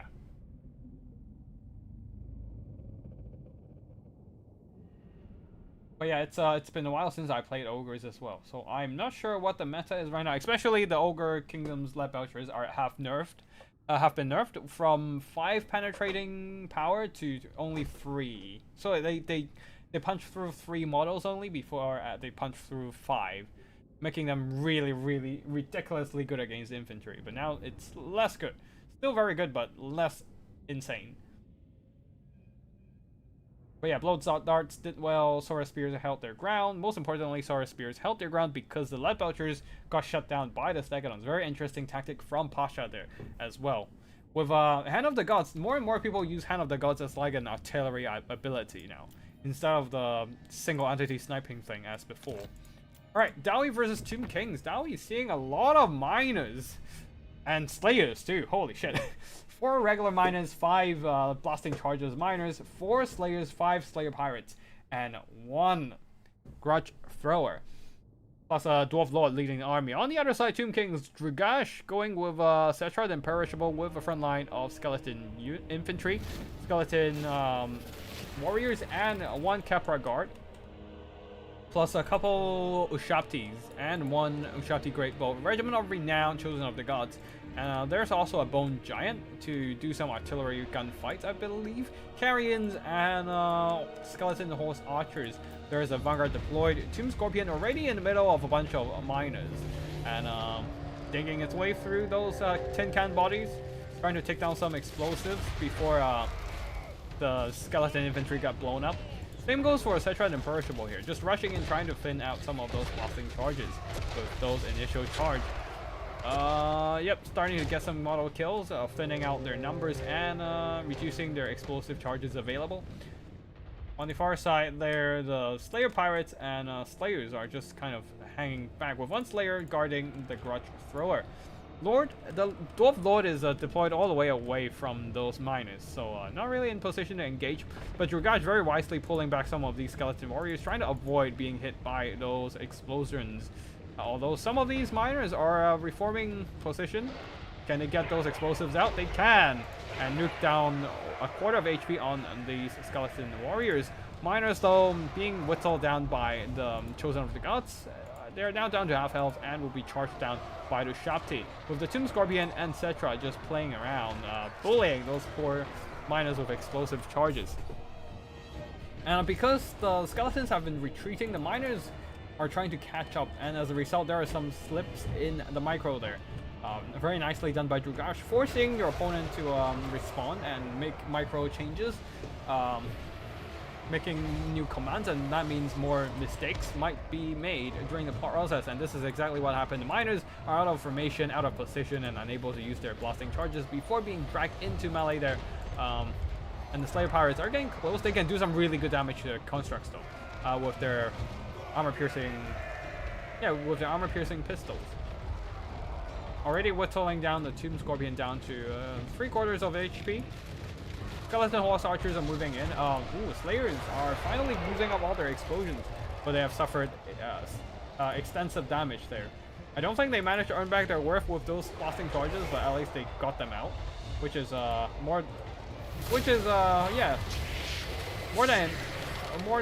way more to claim than these miners with blasting charges, who didn't manage to throw a single blasting charge.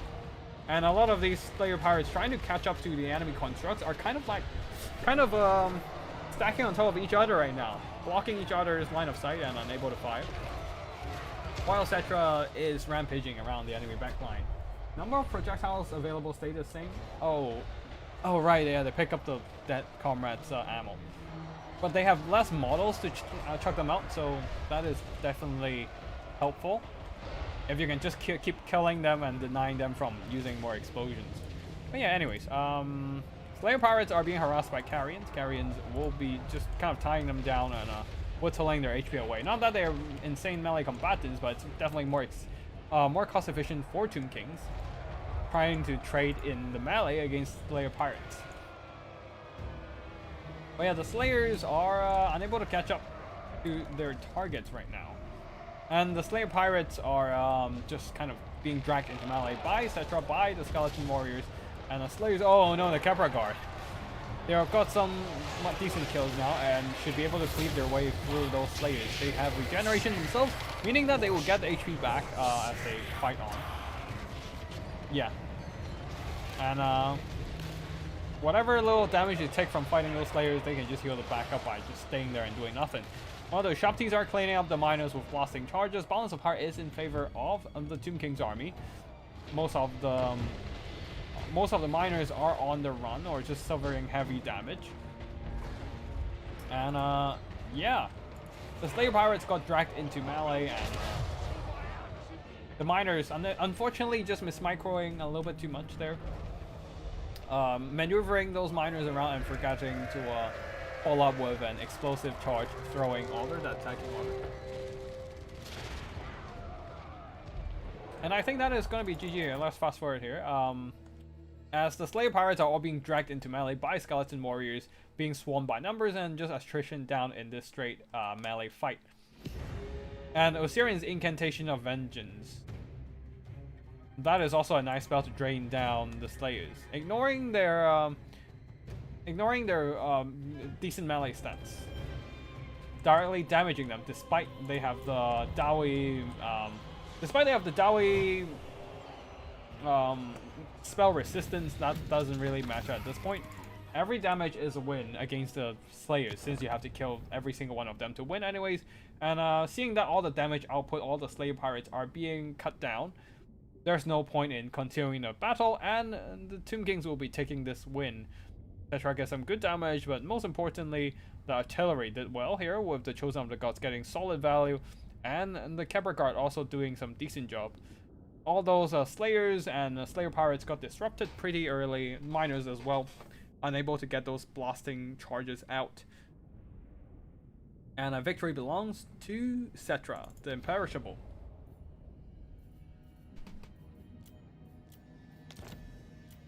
Okay, let's take something else first, since we already seen a Dawi game. Right, Milky Way here playing Skaven versus Curiel's Greenskins. Milky Way going with once again a Skaven box. Clan Rats, Skaven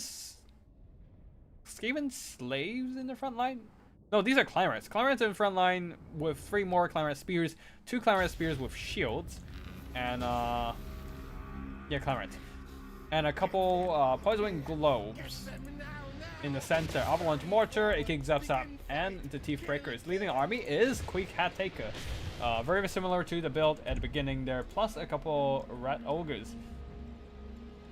This should be a fun one. We shall see what happens. Azak the Slaughter is on the field. Ooh, Concealment Bomb, interesting. Hiding the Teeth Breakers away, so Azak can't just stay far away from the enemy target and start dropping Spirit Leech with Overcast. Not that Azak would try to get close to escape information anyways. Just trying to juke left and right constantly and dodge the shots from the AK Zap. Very wisely done by the Greenskin player here. By Curiel. Well, let's fast forward a bit. Oh wait, hold on. Greenskin's army build, we haven't done that yet. A front line of Epic Loonies with Orc Boys and some Gobble Spears, backed up by a bunch of archers, the Rusty Airs and Ruglocks Armored Orcs, Goblin Spears on the flanks, and a ton of mobility. Orc Boar Boys, 2 of them, and in the forest, the Swamp Things, who does have terror and lowers enemy melee attack, but most importantly, the terror to scare off the Skavens. They also have regeneration that heals them throughout the battle. A bunch of Morgroth's Menji Marauders and Moon Howlers, Gobble Cavalry in the forest, and a couple more Orc Boar Boys trying to charge down, ready to charge down the enemy formations. More Orc Boar Boys on the other side, and that's it for the main army build. Azak the Slaughter leading the army with Spirit Leech, Fate of Doom and Darkness to nuke that Skaven leadership, and Purple Son of Zerus, well, a relatively recently buffed spell. But yeah, right at the beginning, the Avalanche Mortar is already deleting enemy formations. Yeah, it's such a devastating artillery. Your expensive infantry is guaranteed to be dead before they can reach the front line if they get targeted by those Avalanche Mortars. Just trying to spread the damage among all those Greenskin troops, doing maximum carnage wherever it shoots. And the Night Goblins, who are trying to get close, unfortunately are getting suppressed by the Teeth Breakers here. They do have 30% of speed reduction, and oh no, their HP is now down to less than 25%. being hit by poison globes and shot by the Teeth Breakers. I swear the Teeth Breakers and the Rattling Guns got a accuracy buff in 6.2.2 or 6.2.1. Like, they actually hit things these days. And they're now aiming down Azag the Slaughter down to half health in a matter of seconds. These Teeth Breakers are doing work, getting shit done. Holy shit. So 700 gold only? What? I swear they should get more than that. Yeah, the Greenskins are trying to throw their units into the back, into the Skaven wall, trying to break through and get to those poison globes, get to the Teeth Breakers, and it kicks upset, but they're just faltering. They are not able to get through with Azag the Slaughter being shot and getting shot away. It keeps us still firing, but he's in trees now, so it's less easy to hit him. But yeah, the front line is still going very disastrous for those Greenskins.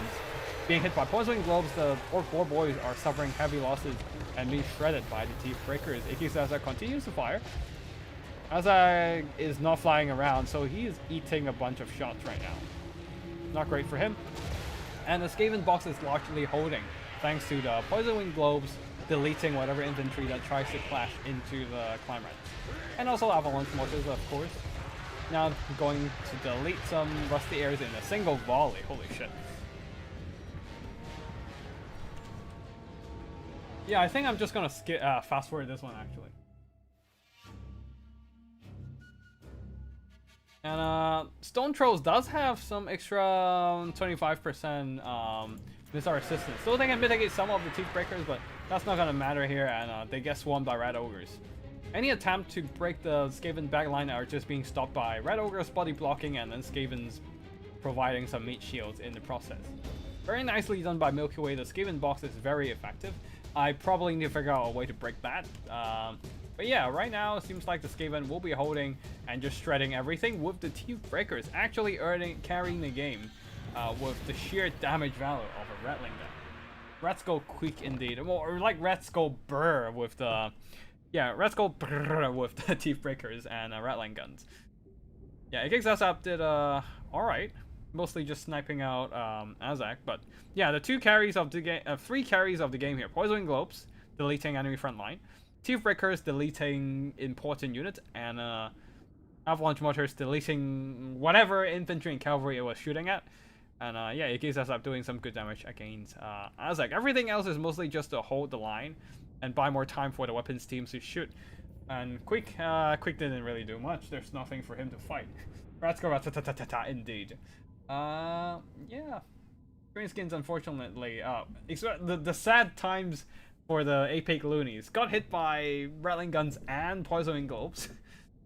Couldn't even use the single spinning loons. That was a very sad day for these Regiment of Renown, Unbreakable Gobbles. They can't even be unbreakable, they just got obliterated.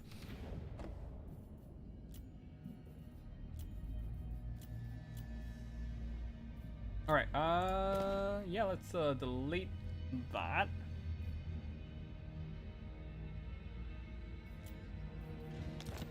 Seems like Milky Way is getting some really good progress with that Skaven box tactic. Can anyone beat it? Oh wait, no, there's no Skaven box tactic in next round. So okay, we might see something different. But next up, we have. Wait, am I missing any replays? Let me just double check. Yeah, I think that's everything.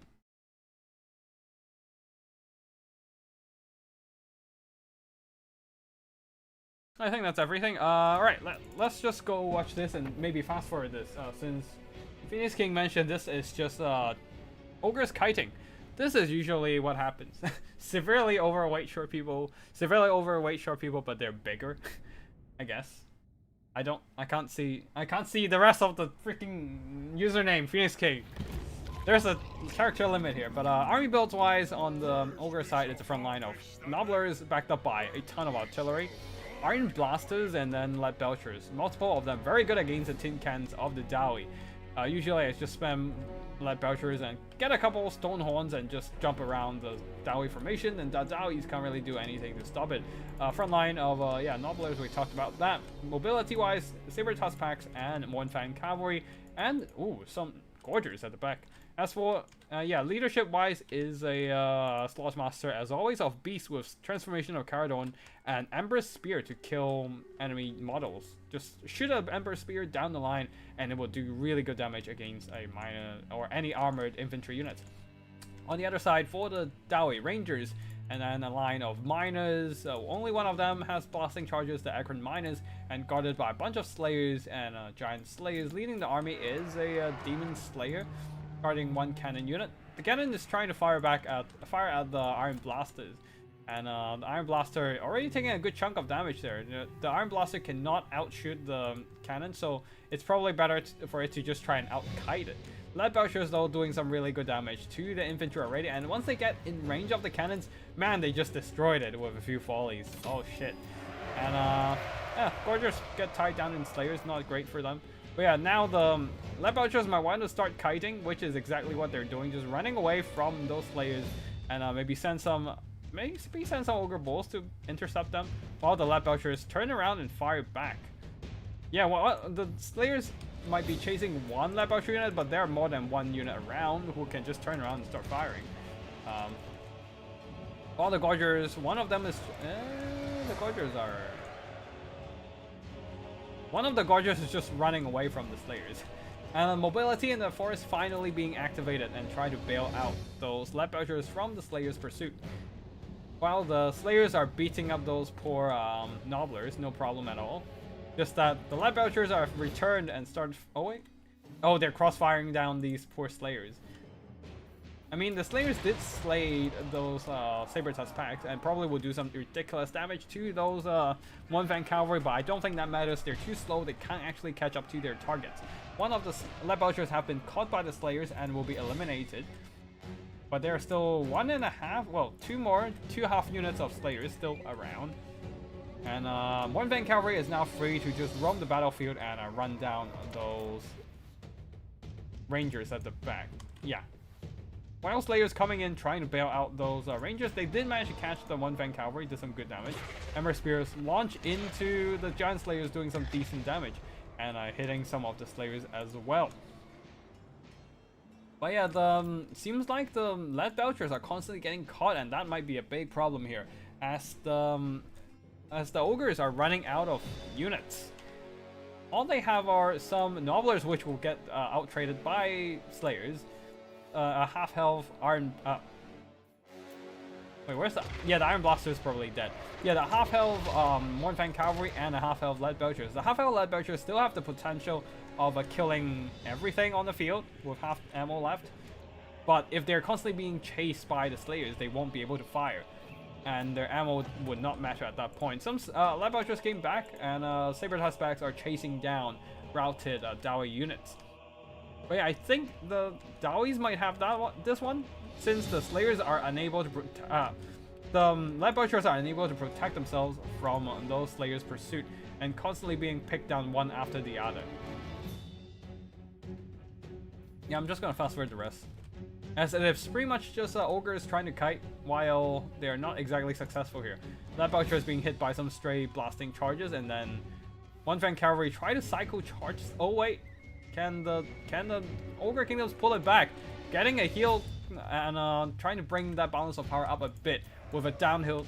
Is it downhill charge? Maybe downhill charge from the Morn Van Cavalry running down those miners. Maybe the Nobblers can chase them down, holding the balance of power. Another shot of Ember Spears blasting away some Slayers, and the kite continues with one Fan Cavalry now freshly healed, and jumps and pummels some miners in melee combat. Yeah, but the problem is that there are too many Dawi still on the field, and the Slayers are catching up to the Lead Belchers, being a rather fast and agile Dawi unit due to not wearing any armor, being a naked Dawi. Manticore jumping down, trying to do some damage before it goes, but that doesn't matter. Once the Manticore goes down, balance of power hits that army losses territory with no summon units proccing it up. And yeah, I think it says they're not short. Severely overweight short people, but they're not short. Yeah. So you're saying severely overweight people. That's what you're trying to say. That are extra tall, by the way. These are ogres, not humans. But yeah, I would say yeah. The unfortunately the Iron Blaster was a bust.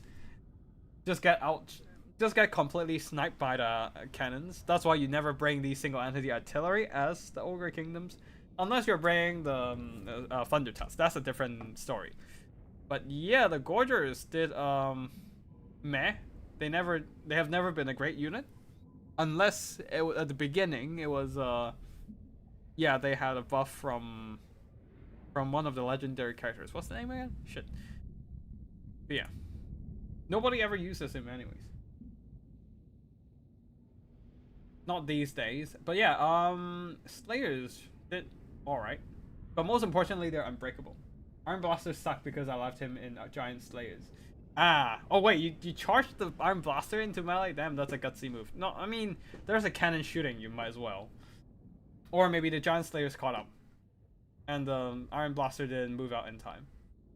But yeah, either ways, they suck in melee, so it doesn't really matter much. But yeah.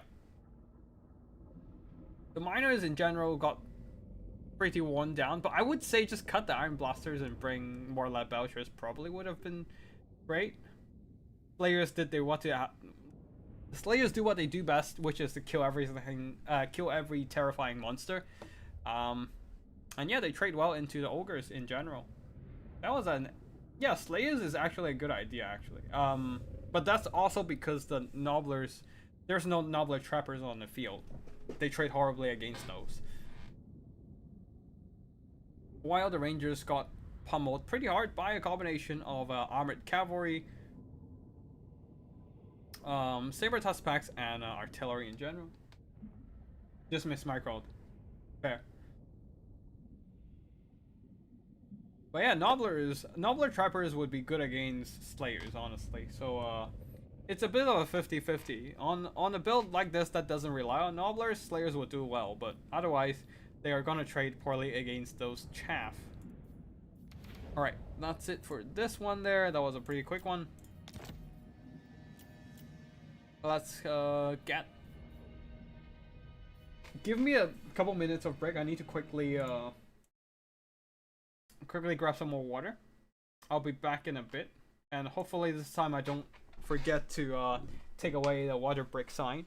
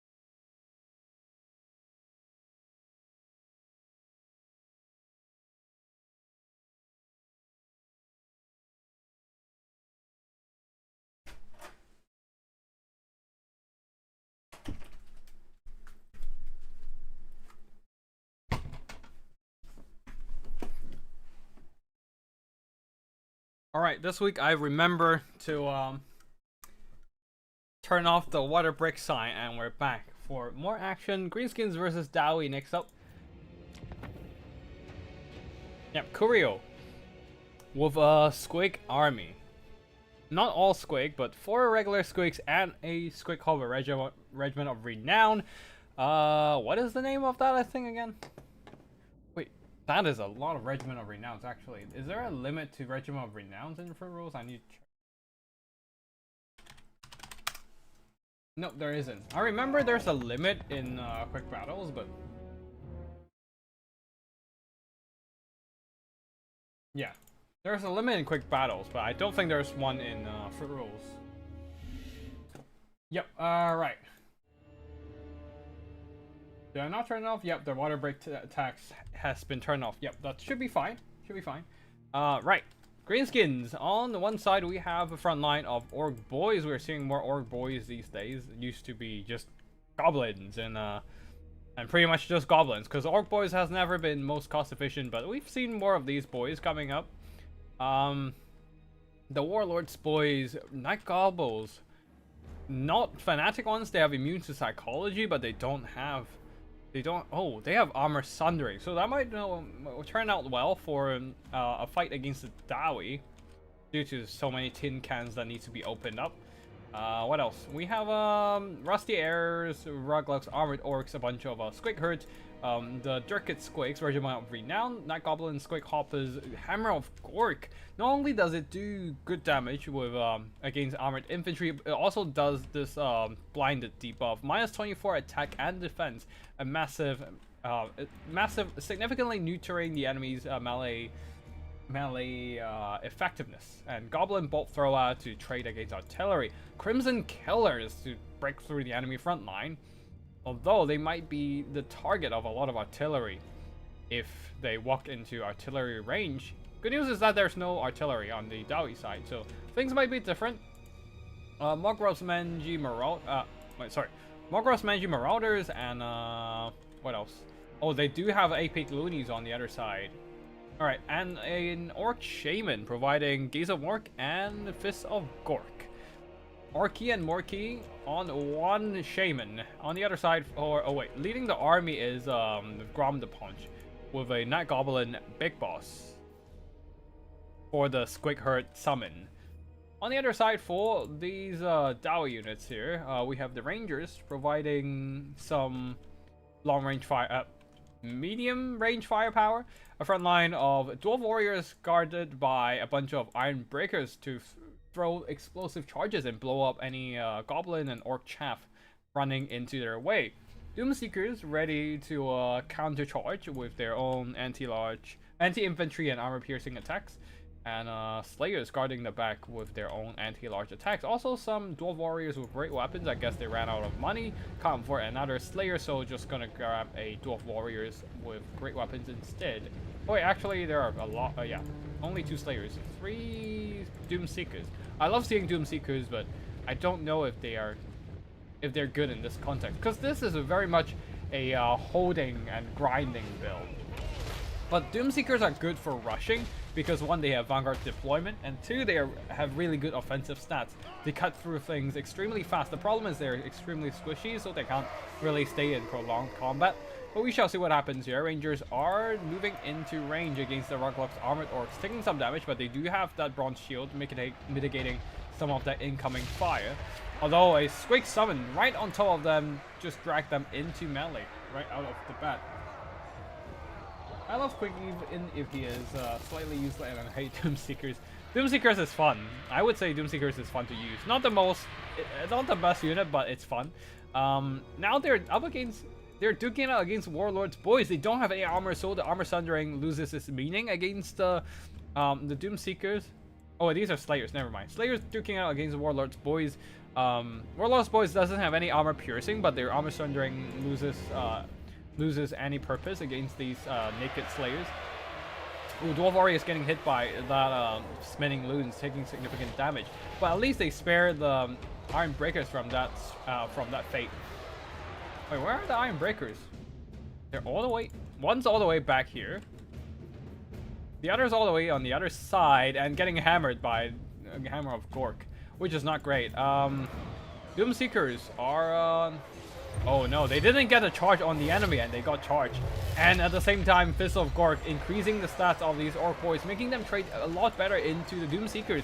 They actually have enough stats to punch through the high melee defense of those Doomseekers. This is not going too well for the Doomseekers. And blasting charges are coming in, but Grom the Punch decides to just deny them from doing that right before they can get their get into distance. And Squigs are coming in as well. They're being hit by... oh, no. Are they coming in with a hit? Nope, nothing. Wait, these are... Hammer of Gork not hitting them? Okay, never mind then. Oh, they're hitting the other one? I don't think they're landing any hits because none of these are getting debuffed in melee stats yet. But yeah, anyways, Doomseekers are taking a lot of attrition damage. Ooh, spinning loons against Dwarf Warriors not doing a whole lot of damage due to formation shenanigans, but...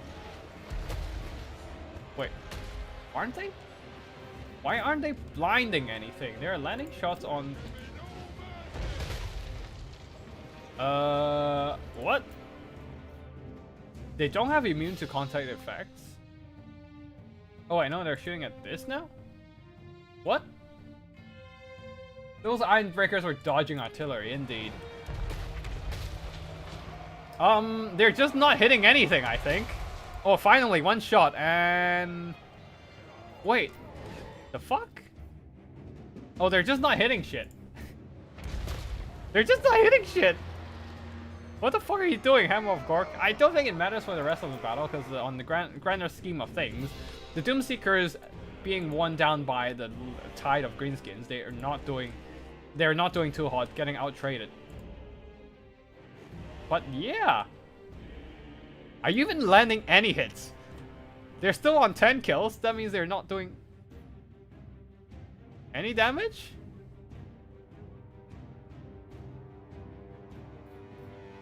Yeah, they're... okay, they did some damage. But I don't see any melee stats being debuffed right now. That is weird. Also, they're still not landing hits. What the fuck? Oh, the Doomseekers are spinning. The Beyblade spin. Oh, finally, one hit. Wait, is the Hammer of Gork bugged? Because I don't see the blinded effect being applied here. What the fuck?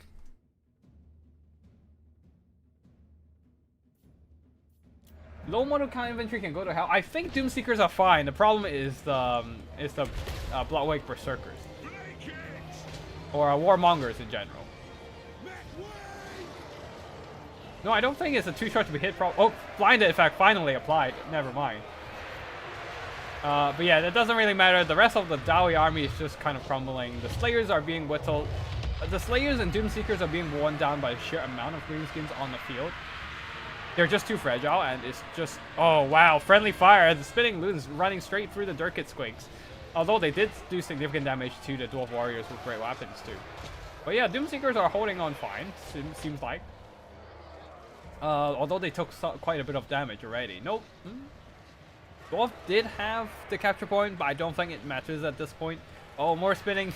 More Beyblade spin. Not that it does a lot, so... they killed a bunch of Rutlux Armored Orcs, and okay, the two Doomseekers are still relatively healthy compared to the rest of the Dawi army. Everything's just getting worn down, and the Ironbreakers didn't even get to use their blasting charges. They used a couple, maybe. Just, yeah, I don't think they use any, honestly. And the Squigs are coming over to deal with the Rangers. Yeah, I think that is going to be GG here. The Doomseekers will try their best to duke it out, but it's going to be rough. There are too many orcs on the field, especially like Crimson Killers, where we totally forgot to highlight them. They've just been thriving, unbothered, slaughtering and carnage, moisturized by their enemy's blood. It's nice. I think that both throwers are hitting. I think so too. It's just the Hammer of Gork constantly missing. Are they still online? No, they have... where's the Hammer of Gork? Have they been shut down? I think they did. I think they are. And Ground and Punch, nothing really to shut them down right now, with the Doomseekers all the way on the other side of the battlefield being peppered to death by archers. Rusty Ears doesn't. Ooh, Rusty Ears got caught by the Doom Seekers. Okay, they're gonna get slaughtered, but the Crimson Killers are here, and they turn on the unstoppable choppers, sacrificing melee defense for more weapon strength, and they're gonna get that weapon, put that weapon strength into good use, chopping down whatever coming their way.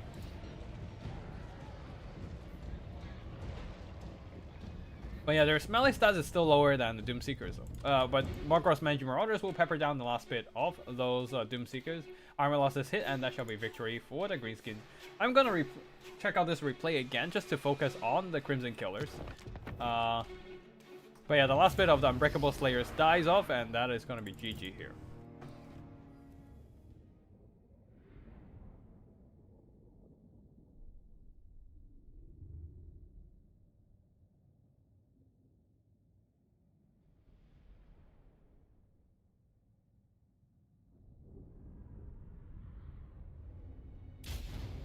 Alright, let's fast forward and just put our focus on the Crimson Killers. Don't usually see these guys, so fun to see them on the field once in a while. But yeah, they basically trade well into pretty much everything on this field outside of the Doom Seekers. But even then, they should do fine against Doom Seekers because they're such a good unit. But yeah, Slayers duking it out against the Warlord Boys. The Warlord Boys is a regiment of renowned Night Gobble, so they have extra melee stats and can actually match the Slayers in melee. Yeah, only... like, they have like 1 less melee defense and 4 less attack, but they're a lot cheaper. And doesn't have wasted... oh, and they have more models as well. Double the models. Swarming those poor Slayers. And you can see they just out-trade the Slayer. Unbordered, moisturized in the carnage of... slaughtering in carnage and moisturized by the blood of their enemies. Yeah, very just in their lane doing their thing. This is a problem. As much as I love full Slayer armies, this is why you don't see them often. They don't trade well against most things. Even if they trade well into cavalry, they can't catch up to the monsters and cavalry that they're supposed to fight. Yeah, it's not a good time to be a Slayer in general. That's why when you bring Slayer, you probably need a Runesmith to just cast a rune of slowness on their targets so the Slayers can actually have a chance of catching up. Even then, it doesn't last long enough for them to kill the unit. And then the unit can just pull out. Of course, they take some losses, but that's about it. They can just retreat and fight somewhere else, and the Slayers can't catch up. Alright, next up we have Tomb Kings versus Kislev. Tomb Kings going with a front line of Nekara Warriors and Skeleton Spears. Actually, Nekara Warriors is in the second line and the Capra Guard. And then we have some Ushabtis, 3 of them in fact, plus 2 more Kitty Cats. One Cambrian War Sphinx and the other also Cambrian War Sphinx, but with Cetra on top. I wonder if... oh yeah, they do have some archers on the back of the Cambrian War Sphinx. Regular ones. Cetra doesn't have that. But yeah, Cetra coming in with Osirian's Incantation of Vengeance and Jav's Incantation of Cursed Blaze. No Naru's Incantation of Protection. I guess there's just too much magic damage on the Kislev side for that spell to be worth it. On the other side for Kislevite, line of Kislevite warriors with a ton of armored Kosaurs guarding basically a box. Guarding Streltsies and the double Grom artillery approach. Oh, I didn't realize the double Grom has like gold armor. Really cool. And I really love the armored bear of the Kislevites. I mean, armor and bear seems to just be a really cool combo. I love when I think the first time I'm aware of that concept was reading the Golden Compass. I didn't even see the image of it. I just read it and I'm like, yeah, that sounds like a really cool concept. That is that exists. I don't know what armored bear comes first, but yeah, I don't know. It might be some other fantasy like games folks have armored bear first, but for me it's most often the the Golden Compass. I still need to read the new trilogy actually. Yeah. But anyways, for oh, there's a Bone Giant here trying to trade against the little Grom, the double Grom in artillery, but that's not gonna happen. If they have Naru's Incantation of Protection, maybe by halving the incoming damage, but yeah, against a straight up fight, all they can do is just try to do as much damage as possible before going down and crumble to dust. Alright, let's fast forward a bit here. As the Bone Giant is getting boned by the double Grom. They managed to kill half of the little Grom, but that's about it. So the rest of the infantry is just trying to get into melee as soon as possible and start getting that melee action going. Ushabti jumping onto Armored Hussars while Nakara warriors and skeletons are piling onto the Kislev warriors. And the Cameron War Sphinxes are just going straight around the Kislevite formations, going into the back line and disrupting the Streltsies from shooting. And Kepler Guard and Nakara warriors should do very well against Armored Hussars and Kislevite warriors combined. Although the double, ooh, there's a more and more Ushabti just ignore the front line there and piling into the back line. Oh no, the Bone Giant is going down, but not before taking down one of the little Groms. And the double War Sphinx decided to just let the Ushabti, let the Bone Giant die here. And the War Sphinxes and the Ushabtis were just trying to disrupt the enemy shooting as much as possible, and try to assist the infantry on breaking through the enemy lines, knowing that once the infantry line is broken, the artillery is no longer going to be a threat. Although one of them is still firing, the other disrupted by the Ushabti. But I do say, one defiant shot from the Bone Giant, crumbling, but still managed to get one last shot here and snipe out this little Grom as Cetra the Imperishable is moving in for the other one. Oh, a point blank shot from the little Grom though, but then it goes down to those Ushabtis nearby. And also Cetra managed to get his hands on the other little Grom, dragging it into melee. Although he does have to be careful, the Kislevite warriors are nearby. Borrowed Blood has popped, so they will be unbreakable for a little while. But the rest of the Kislevite shooting has been shut down by the Cameron War Sphinx jumping around. And Ushabtis plus Nakara warriors and skeletons managed to breach the Kislevite warrior front line, as they're not exactly the best infantry in the world. They're cost efficient, yes, for their cost with Borrowed Blood and stuff, but they can still be terrified. Looks just like this Kislevite warrior being pushed into terrifying territory due to double War Sphinxes nearby. The Bone Giant is dead, but they managed to capture the victory point with some skeleton spears nearby supporting earlier. Oh, the Streltsies have retreated and start firing at Cetra once again. He does not have Neru's Incantation of Protection, so he needs to be very wary of the damage he takes because he cannot mitigate them. But the rest of the Kislevite infantry has crumbled to dust, has been slaughtered by the Nakara warriors, which trade well into Kislevite warriors, and the Kepler Guard pushing through, grinding through all those armored hussars. And yeah, I think that is going to be a victory for the Tomb King's army. Now that the Kislevites have lost most of their damage output, most of their infantry are just on the run, being chased down by the unroutable undead. Oh, a very timely use of that. What is it called again? Short Blade. Getting some nice damage done to all those Tomb King's units nearby, but the Kislevite army is running out of steam, I think. Most of their infantry has been grind down. Oh, although Cetra has been sitting in the middle of halberds and getting shot by guns for a little bit too long, he is running low on health as well. The pistols might actually be a killing blow on Cetra. He might want to cast a couple more spells somewhere. Oh, yep, here it is. Assyrian's Incantation of Vengeance. Trying to squeeze out some passive healing, but that is not enough. Not even close enough. Can they get one final Realm of Souls healing? Probably not. And Cetra goes down, sitting in front of guns for a little too long. Even against pistols, this is very dangerous, since Cetra, well, he has such a big profile on that War Sphinx. It's very easy for his pistols to hit him, and pistols they don't lack in armor piercing damage. At 5 damage per shot, it's not bad at all, and they have the numbers too. Just the sheer volume of fire whittled down Cetra, with of course point blank shots from the double Grom and some Streltsies as well. But yeah, the Realm of Souls healing didn't come in time, and Cetra goes down. They have to now reaccumulate that and get some more healing with the Realm of Souls, but I don't know if that's going to be enough here. Well, actually, you know what? The Kepler Guard is still around, and that should be more than enough to grind down the rest of the Kislevite infantry, including Boris versus. And the worst thing is just bullying Boris. Unlike Tyrion, who suffered pretty hard earlier, Tyrion doesn't have bonus versus infantry and doesn't have the kind of overwhelming mass that the War Sphinx has. And the War Sphinx managed to bully forest while Tyrion did it. But yeah, the War Sphinx did well. Cetra was heavily targeted, so he didn't do as good. But yeah, the Bone Giant also did well. I think he probably earned back his worth, or at least almost earned back his worth by killing one of the little Groms.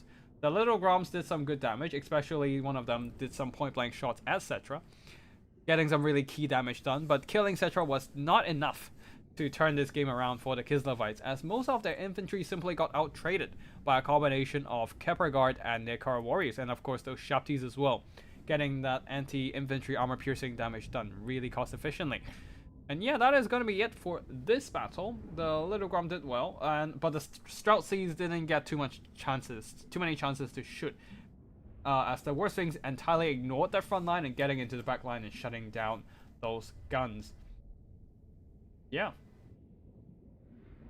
Oh wait, the Kislevite warriors did well though. Some of them did well, trading well into those Tomb King's constructs, but the rest of the Armored Corsairs, they cost quite a lot, and the Streltsies as well, but didn't earn back their own worth. So that is gonna be it for this one. Yeah, let's pick this one out.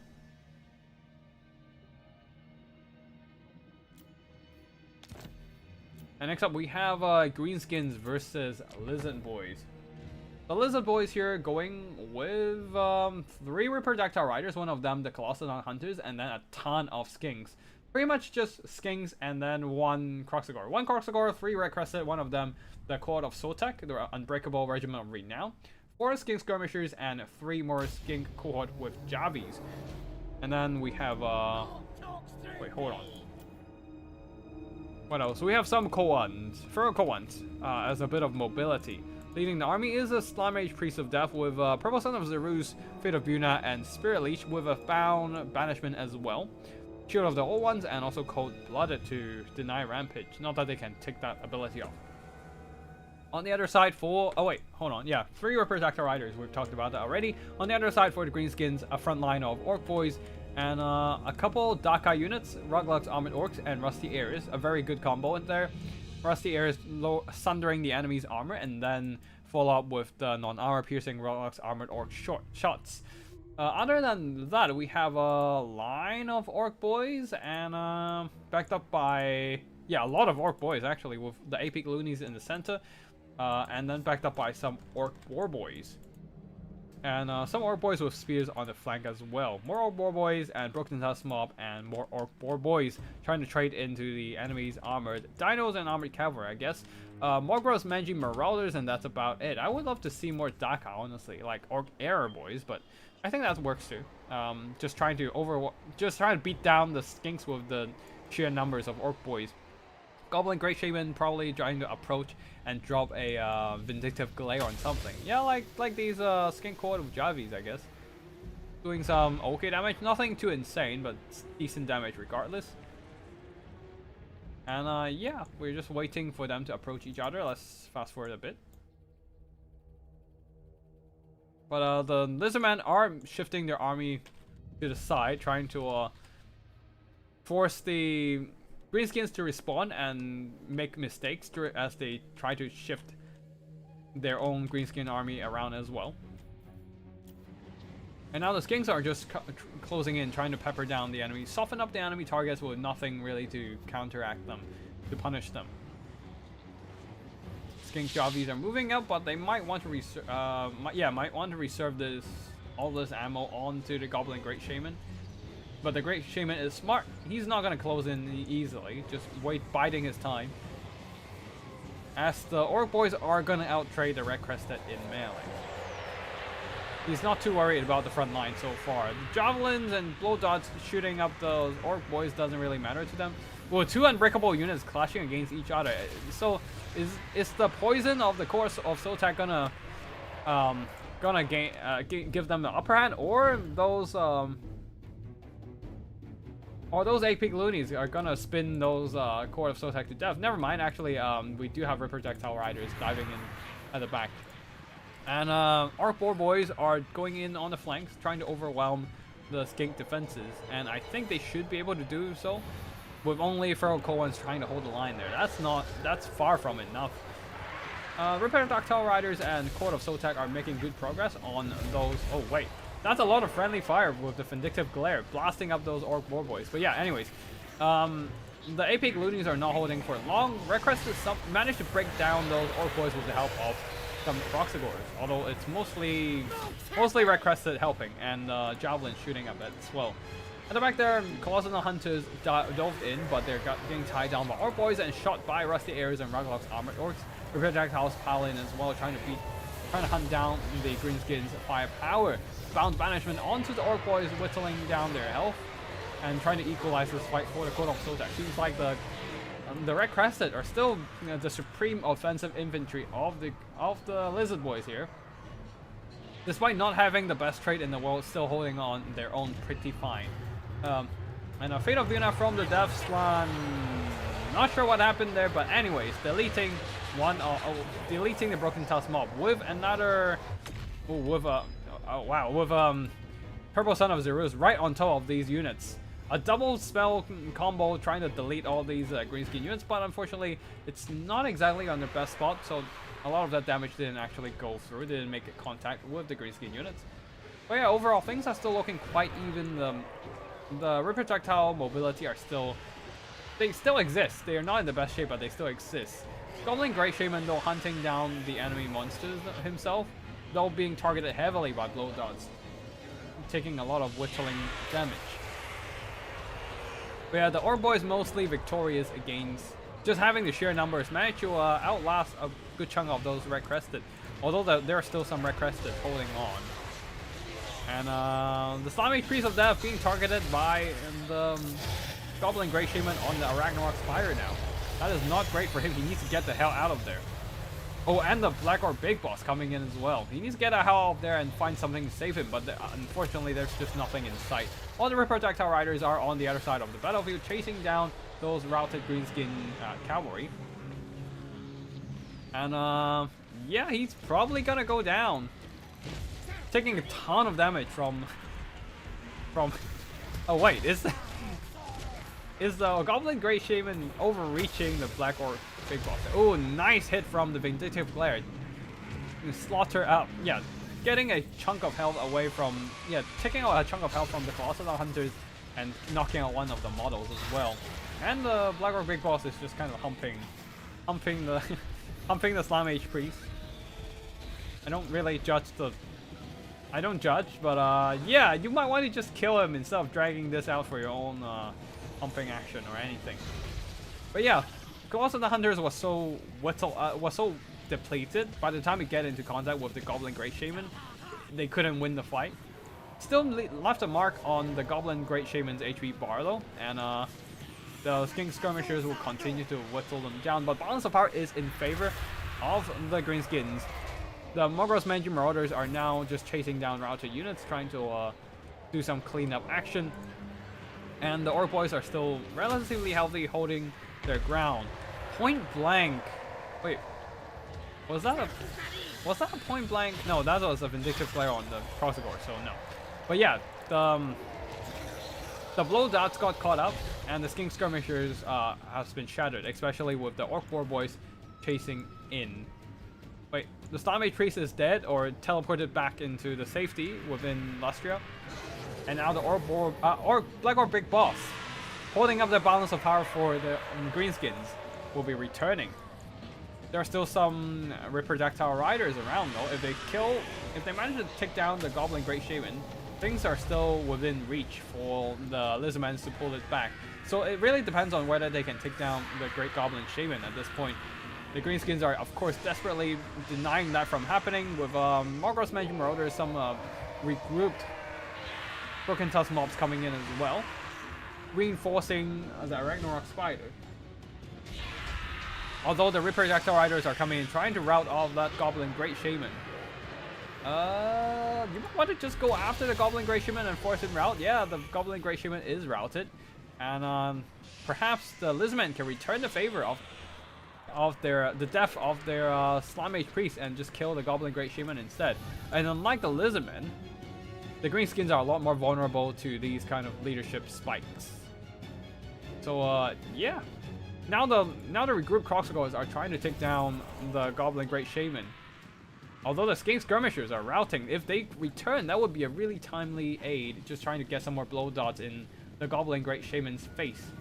But yeah, we don't know what's gonna happen here. Maybe the Black Orc Big Boss can just solo everything in the late game like this. And I don't think they can actually kill the Goblin Great Shaman. But there is, once he is off the map, it is a massive leadership spike for a lot of the tattered greenskin units, which have been mostly cleaned up by the diligent work of the Lizardmen, with all the Skink Skirmishers and whatnot. But it is down to the Black Orc Big Boss. Can he duke it out against the rest of the Lizardmen unit? He is chasing after those Skinks, trying to hunt them down.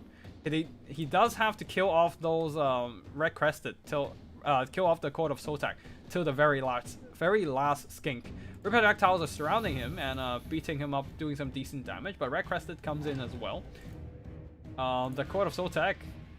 Alright, the Skink Skirmishers have been shattered.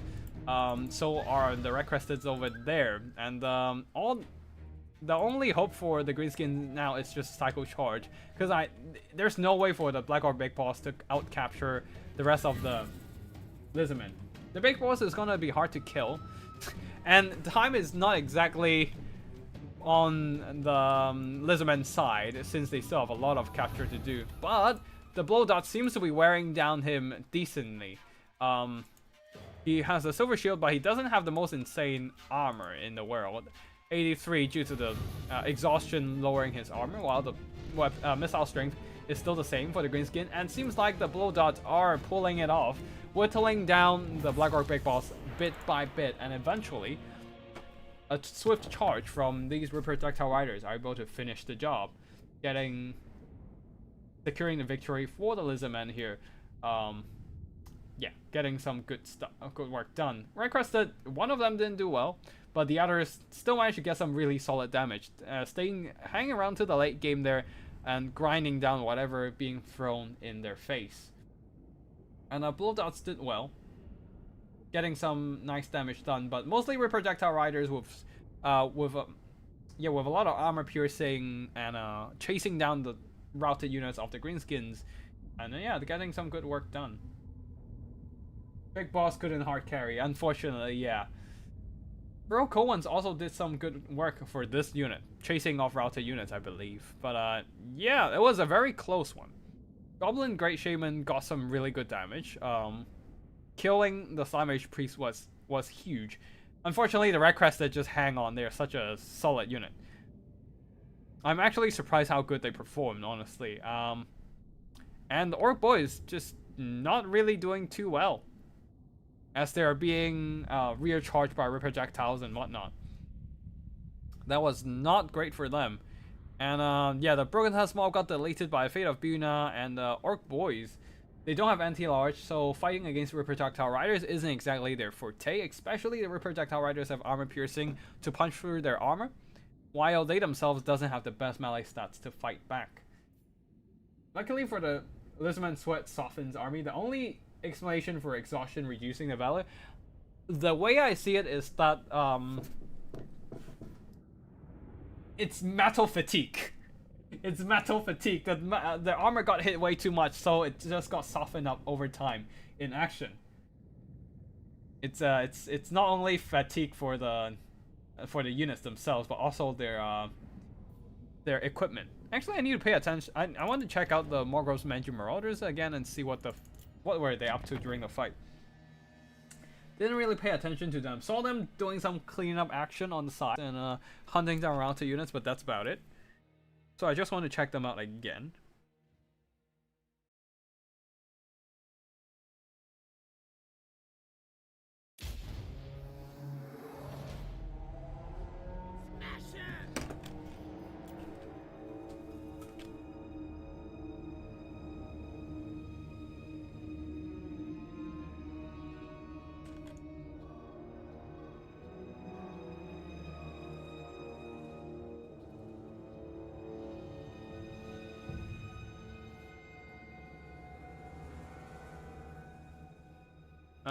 The Manju Marauders were just there and doing some skirmishy work. not trying to tangle with enemy melee combatants at all. But yeah, Ripper Dactyl Riders being used really well in this game. Swooping in for those recharges and jumping on top of Orc Boar Boys, using their armor piercing to their advantage there. And also a unfortunate shot from the Vindictive Glare. I probably let them to rout earlier than they should have. Yeah. Somehow the Colossal and the Hunters, despite taking so much damage in early game, managed to hang on to the late game there. Oh right, the Orc Boys did get softened up by the Bound Banishment, so that explains some of them underperforming, but yeah. Overall, the Ripper Dactyl Riders traded really well into a lot of stuff. Into the Boar Cavalry. A bit too vindictive indeed. But the Broken Tusk Moth somehow didn't get killed. I guess they are an Orc Boar Cavalry still. They have enough HP to tank the damage. Yeah, they somehow didn't get killed by the Fate of Unit. Just got severely weakened, I guess.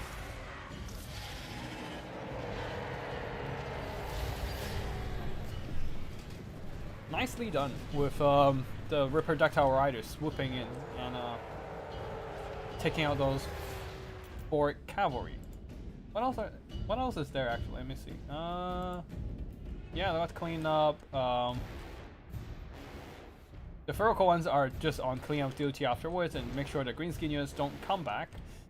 And Broken House Mob also just trying to run away from, I guess, from the Ripper Dactyl Riders. And then the Orc Boys did not have a good time trading against Ripper Dactyls and Red Crested. You can trade well alone against Red Crested, but with other stuff coming in the Ripper Dactyl Riders, it just doesn't work well for them. Also, they got poisoned by the Red Crested, I think. Yeah, they got poisoned by some of the Red Crested, so their melee effectiveness goes further down. Alright, cool. But that should be the end of this one. Let's load into let's get Ogres versus Skaven. Versus Kislev. This is a rough one for the Ogres, I think. Ice baby. But yeah, I think this is a rough one for the Ogres in general. Oh, this is a bear blob. 3 War Bear Riders, 4 Kislev Warriors, and an Elemental Bear. With Boris Ursus leading the army and a Patriarch for healing support. No other spell casting. I guess they just figured it's not necessary if you have the healing from the Patriarch. That is the lore of Ursus. Anyways, on the other side for the ogres, a line of ogre bulls and mixing with nobblers with a giant, a slave giant actually. Yeah, being wrapped in chains and ooh, that looks painful. This chain seems to be hooked directly onto a bone or something. Or maybe it's. I don't think it's. Yeah, it's. Oh, yeah, that directly hooking onto the bone. Yeah, that feels painful. Onto flesh. That feels painful. Yeah, slave giant indeed. With the shackles on the arms as well. Don't envy the fate of this giant. Ogre bulls and a bunch of saber tusk packs. Yeah. And immediately all those Warbear Riders and Boris and the Patriarch just YOLOing themselves into the middle of enemy. A bit of a breath attack from the Elemental Bear, and it's gonna bully those Nobblers. No problem whatsoever. Yeah, this is gonna be rough for the Ogre Kingdoms. It's a bear blob. And a bear blob that can blind your units, neutering their melee effectiveness.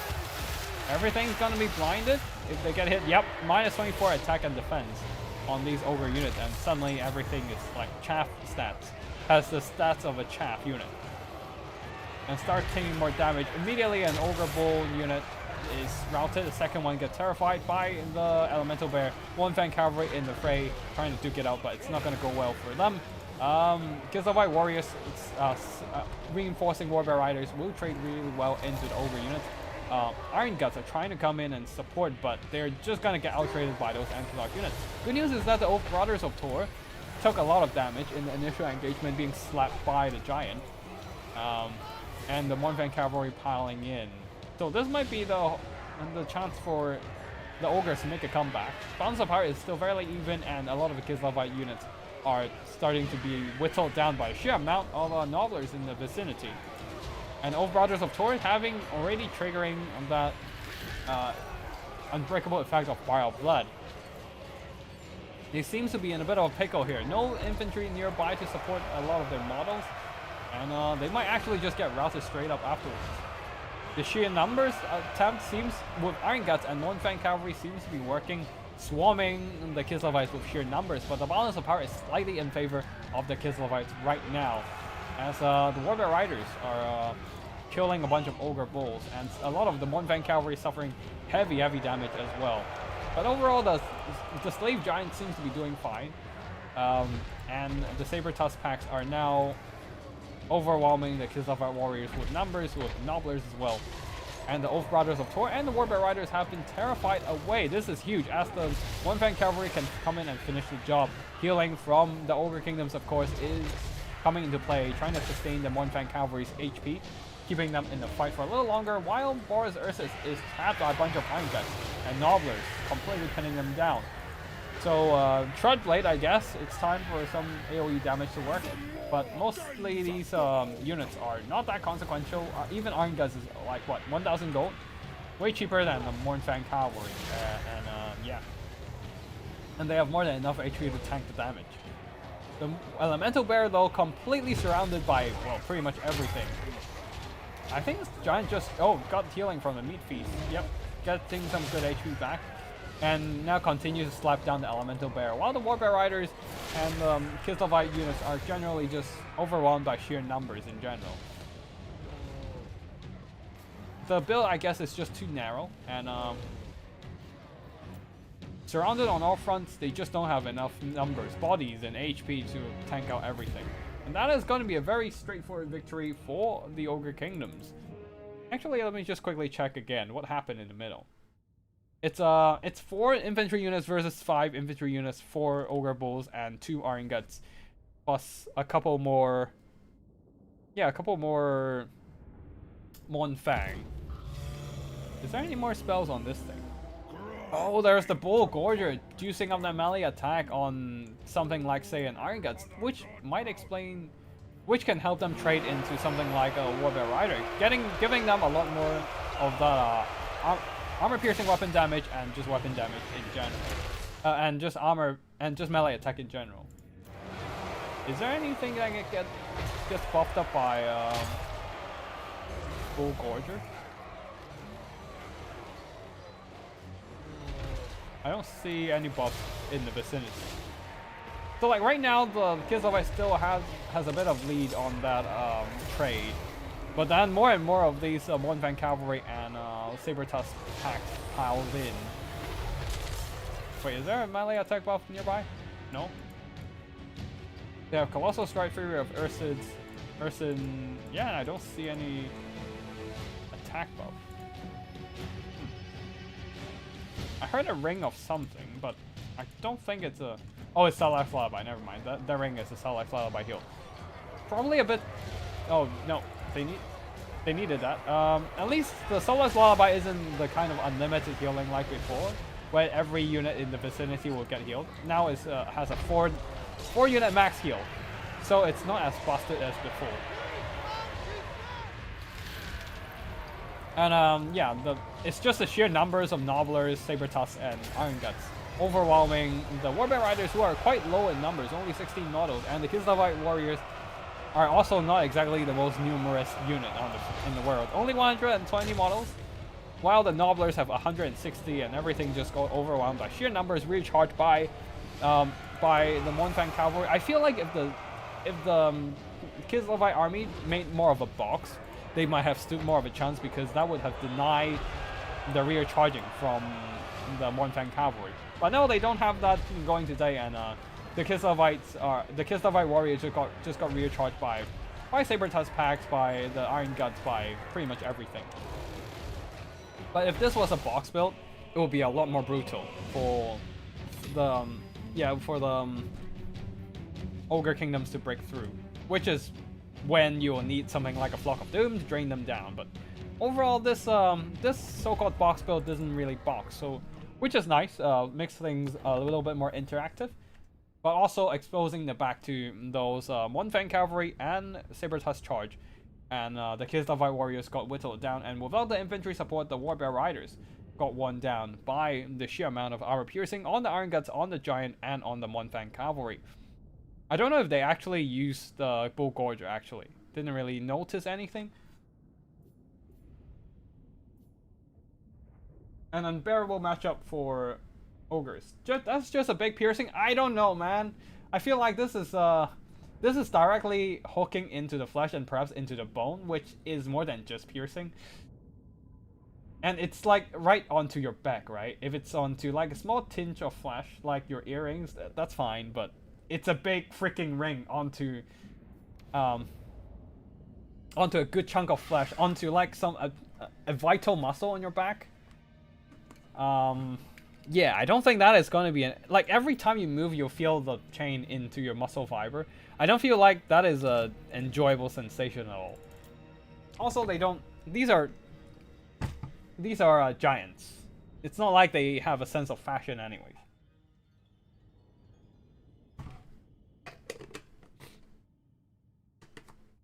And yeah, the scarring tissue around the... I do like the touch of scarring tissue around the ring as well. Of the chain. Like anyways, last battle, this is between Tomb Kings and Skaven. Tomb Kings going for a big construct build. A front line of skeleton warriors and backed up by some crypt ghouls. They can only bring 2 units of these special units since they have way better stats and skill lines than your typical Vampire Count units. Also, they benefit from Realm of Souls. So yeah, they're way better than your typical Vampire equivalent. So you can't bring too many of these. But yeah, Crypt Ghouls, 1 Crypt Ghouls, 1 Hex Raves, a line of skeleton warriors backed up by some heavy monsters. The Camarine War Sphinx and Herald Titan. Leading the army is Arkan the Black and a bunch of Necaro Horsemen as mobility. And on the other side for the Skavens, a front line of Plague Monks and Skaven Slaves trying to out-trade those Tomb Kings with sheer melee power, and then a bunch of Doom Flayers. Nothing to kill blobs, just Plague Monks, no Poisoning Globes, and would be interesting to see how they kill off the Hex Raves. Ikiclaw leading the army with a bunch of Red Ogres and Doom Flayers in tow. Plus the Dwarfing Menace, which does have Armor Sundering for some reason, but not. I don't think it's necessary on that unit. And Skaven Mobility all mostly have a bunch of armor piercing, unless you're stacking it up with Wolf Rats. That's a different story. But yeah, there's no Wolf Rats here, so I don't think the Armor Sundering has any purpose. But even so, a Regiment of Renown has better melee stats, so it is still a little bit of a better unit than your usual Doom Slayer. Yeah, that is it for the army builds on both sides. Arkan the Black brought Spirit Leech, Doom and Darkness, and also Purple Son of Zerus. Oh, the Arcane? Spell Mastery 120%, giving him even more leadership debuff on the Doom and Darkness. This is not gonna be pretty. Yeah, but yeah, anyways, that's... Oh, there's some Carrions, Vanguard deploy, and that's it for the army builds here. Both sides are gonna be rushing towards each other. Maybe the Giants think you don't have a sense of fashion. Maybe I just don't understand the Giants' sense of fashion myself. But yeah, the Arrow Titan should have... Wouldn't...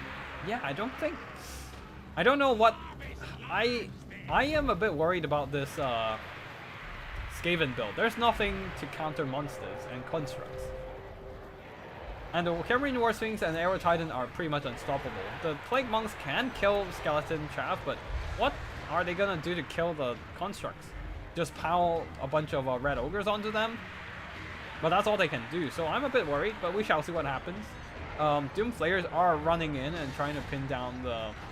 Trying to grind down those skeletons here, but it looks like a fade. Spirit Leech onto Death Runners. Oh, these are Death Runners, not Plague Monks. Okay, interesting. But yeah, they are vulnerable to magic damage themselves, so they're gonna take some noticeable damage from the Spirit Leech. I guess from the Arrow Titan nearby. Yeah, I wouldn't use Arkan the Black's magic onto these. Oh, yep. The magic comes in the form of Purple Son of Zerus right here onto the Plague Monks. Smack on. Yeah, that is going to be a painful cast. Deleting half a unit straight up. And more damage coming in. I think that's a whole unit gone in one cast. Arcane the Black getting some solid value already. 580 gold in a single cast, and then charging in to do some more melee damage. While on the other side there, Plague Monks and Red Ogres trying to duke it out against skeletons. Against skeletons is absolutely fine, but against juiced up Hex Raves, that is a problem indeed. And yeah, Ikit Claw running over to cast those overcast Cleansing Ruin, I get to believe. Yeah, upgraded Cleansing Ruin, trying to delete Arcane the Black before he can hang on for before he hangs on for too long to drop those couple Son of Zeus and stuff. But yeah, overall the Tomb King seems to have a control on the frontline engagements here, out trading all those Plague Monks and Death Runners in the melee fight with the help of monsters and cavalry. Yeah, chasing off the Red Ogres with those, with that Cameron War Sphinx terrifying them away and then breaking them off. I think this is a very comfortable Tomb King's victory at this point. Maybe I'll be proven wrong later, but Ikit Claw is taking a bunch of damage from the Spirit Leech of Arcane the Black. While he's not killing Arcane the Black, not even close to be fast enough to kill Arcane the Black. And there's still an almost full health Hex Rave, who did enjoy some Realm of Souls healing. Oh, and oh, looks like, never mind. I was gonna say the Aero Titan can do some really good work, sniping single entities, but he just missed his Shrim's Burning Gaze. Never mind. But yeah, I don't see anything to counteract those large single entities of the Tomb King's army, and then also the Hex Raves coming in with a steel chair, with an ethereal chair, a haunted chair, and Spirit Leech draining down Ikit Claw. Yeah, the Skavens are pretty much toast. They didn't win in the melee engagement, the infantry engagement, and everywhere else they are just suffering heavily from the Hex Raves, from the Spirit Leech, from the monsters curb stomping them, and that is going to be GG here with a victory for the Tomb Kings here. Most of their infantry is dead, but the monsters remain, and the freaking Hex Raves. Maybe I just need to ban the Tomb Kings unit next time, because they are a little bit too overpowered, and Arcane is definitely a decent lord. So yeah, taking Arcane isn't a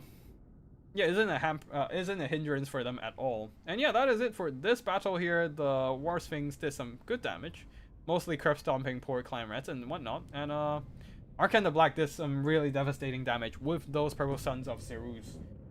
And yeah, that is gonna be GG here with Hex Waves getting and Criticals trading well into the Plague Monks there as well. Plague Monks didn't do too much being curb stomped by those Tomb King's constructs. Neither did the Death Runners, basically losing in most of the frontline engagements. And yeah, the Doom Flayers didn't do their work either.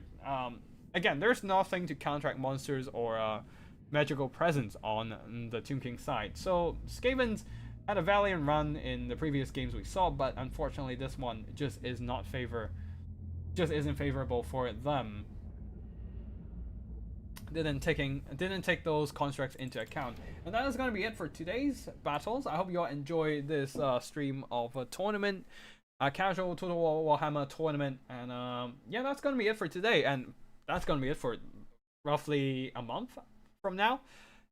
Again, I will be going on a break for roughly a month due to work. I won't have access to my PC, so I can't even play Total War Warhammer, let alone stream it. So yeah, I will go on roughly a month hiatus with the weekly tournaments, but we'll be back by the end of October or the start of November. So yeah, hope you all have a great month from now. Thank you everyone for joining me on stream and joining the tournament. I hope you all enjoy the little bit of multiplayer action we have during the middle of the week. And yeah, stay awesome, stay safe, stay awesome, and I'll see you all in the next one. Actually, I need to go on to yeah, I do need to go on to Discord to announce the winner. But yeah, that is going to be it for now. Thank you for watching, and I'll see you all in the next one, which is roughly a month from now. Thank you for watching, and yeah, Tactical Itch signing out.